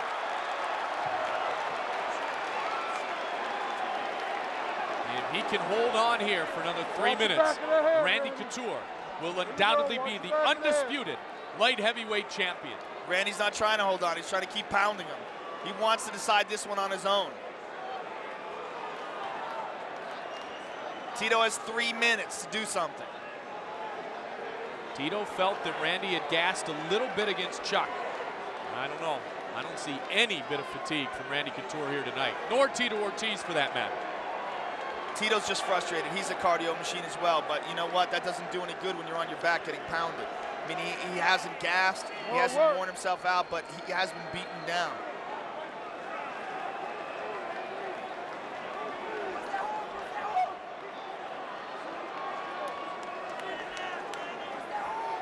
Two and a half minutes remains here in the 5th and final round. Short elbows by Randy.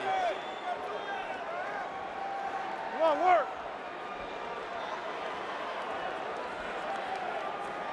Randy just continually pounding away. Looking to pass Tito's guard now. Way out, let's go. Tito's trying to stand up. Randy's got a hold of his back though. Suplex. Good night. Oh, man.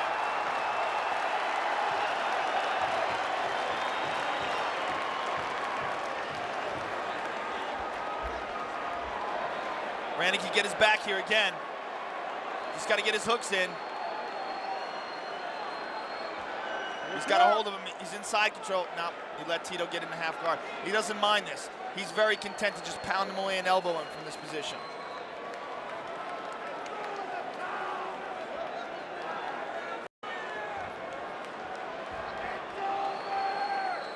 One minute and 20 seconds remains.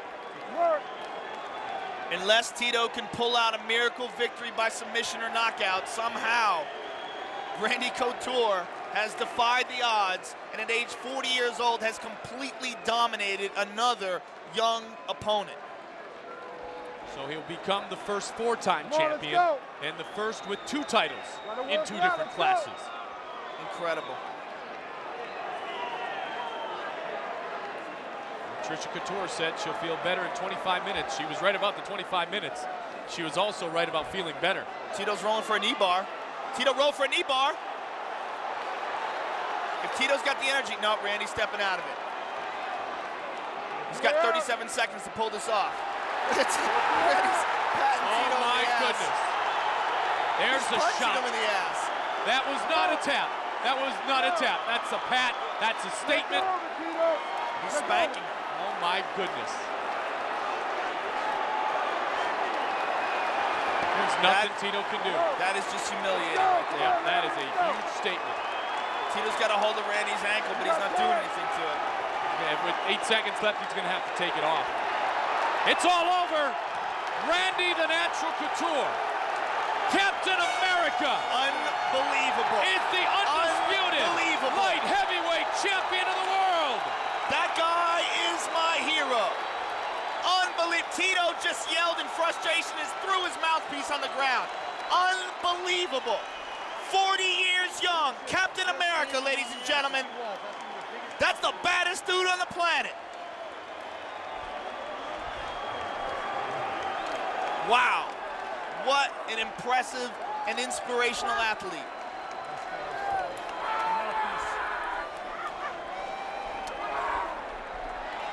He did not fight Chuck. And during that time, Randy said, I'll come down. I'll fight Chuck. He defeated Chuck. And now Tito and Randy. share a moment of class and admiration towards each other. You know what? Tito Ortiz is 28 years old, 12 years younger than Randy. I'm sure he's going to learn from this. I'm sure he's going to be back. Right, but this has got to hurt. Sometimes you win, sometimes you lose. Now you got to work harder next time. Right, come here. He has not lost in years. The 5-time defending champion. Last lost at UFC 22 to Frank Shamrock in the middleweight title fight. This man lost twice in the heavyweight division, and now he is rocking. Let's get the official word from Bruce Buffer in a very crowded octagon.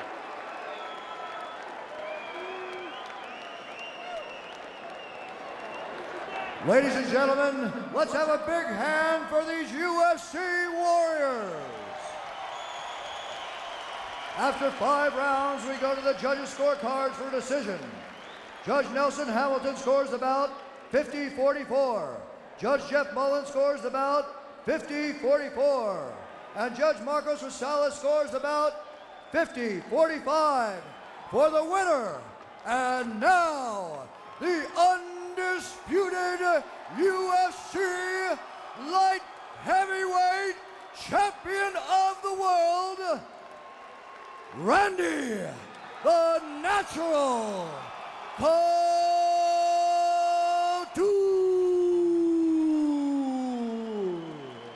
Incredible performance by Randy Couture. Everything we thought he would bring.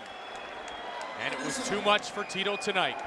Look at Tito Ortiz. I'll tell you what, the kid's grown up, hasn't he? Absolutely. He has grown up. That's a champion to be proud of in Tito. And now the undisputed light heavyweight champion, Randy Couture. Eddie Bravo.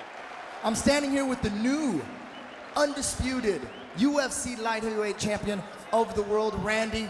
You've done what no one has been able to do. You completely dominated Tito for 5 rounds. And at age 40, what's your secret? I guess I'm a late bloomer, I don't know. I felt pretty good. Tito's been a great champion.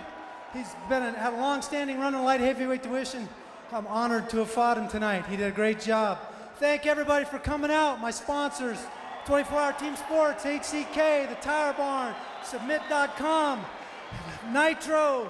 Thank you all for your support. All my guys at Team Quest for getting me ready for this. Thanks, guys. My family. Thanks. A lot of people thought that Tito had the wrestling skills and the youth behind it to out-wrestle you, but you knew that Tito wouldn't be able to out-wrestle you. How did you know that? I've been wrestling for 30 years. I've been doing this a long time. I was confident in my ability to set him up and take him down. He was trying to get me to bite on the fact that he wanted to knock me out, but I knew his game plan hadn't changed. He's been a great ground and pounder. Tonight was my night. All right, one more time, congratulations, Randy Couture. How about a big round of applause, gentlemen? What a great fight it was. Back to you, Mike and Joe.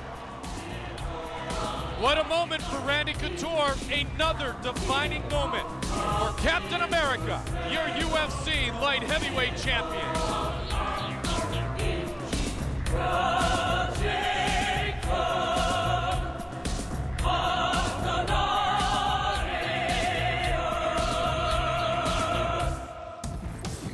Tonight's UFC Tap Out of the Night. We know what the dominating performance was. The Tap Out of the Night brought to you by our friends at TapOutInYourFace.com. You saw it, Carl Parisian. Caro with a beautiful takedown right into the Kimura. Taps out Dave Strasser. Beautiful judo. A night with 2 championships. A night where others would come closer to a title shot. The domination was displayed by Rich Franklin. And how about this man? David Loiseau, overwhelmed by Jorge Rivera. A bit unexpected, but yet deserved. Heavyweight title still belongs to the Miletich camp. They've got a few belts hanging on the rafters in Iowa. Tim Sylvia makes short work. And Andrei Arlovski, is he the next man to challenge Tim Sylvia and his dominance in the heavyweight division? Arlovski's so impressive. And then the one we waited for, the natural, Randy Couture, the Huntington Beach bad boy, Tito Ortiz. Captain America dominates. Randy, the natural Couture, for 25 minutes, did what no one has ever done before, and that is totally control Tito Ortiz. A night for the records, a night that belongs to Randy, the Natural Couture. For my partners, Eddie Bravo and Joe Rogan, whiteboard saying so long from the Mandalay Bay Resort and Casino, where the spanking belonged to Couture. He is undisputed, the light heavyweight champion. This has been Ultimate Fighting Championship 44. Couture reigns supreme. We'll see you in November, everybody.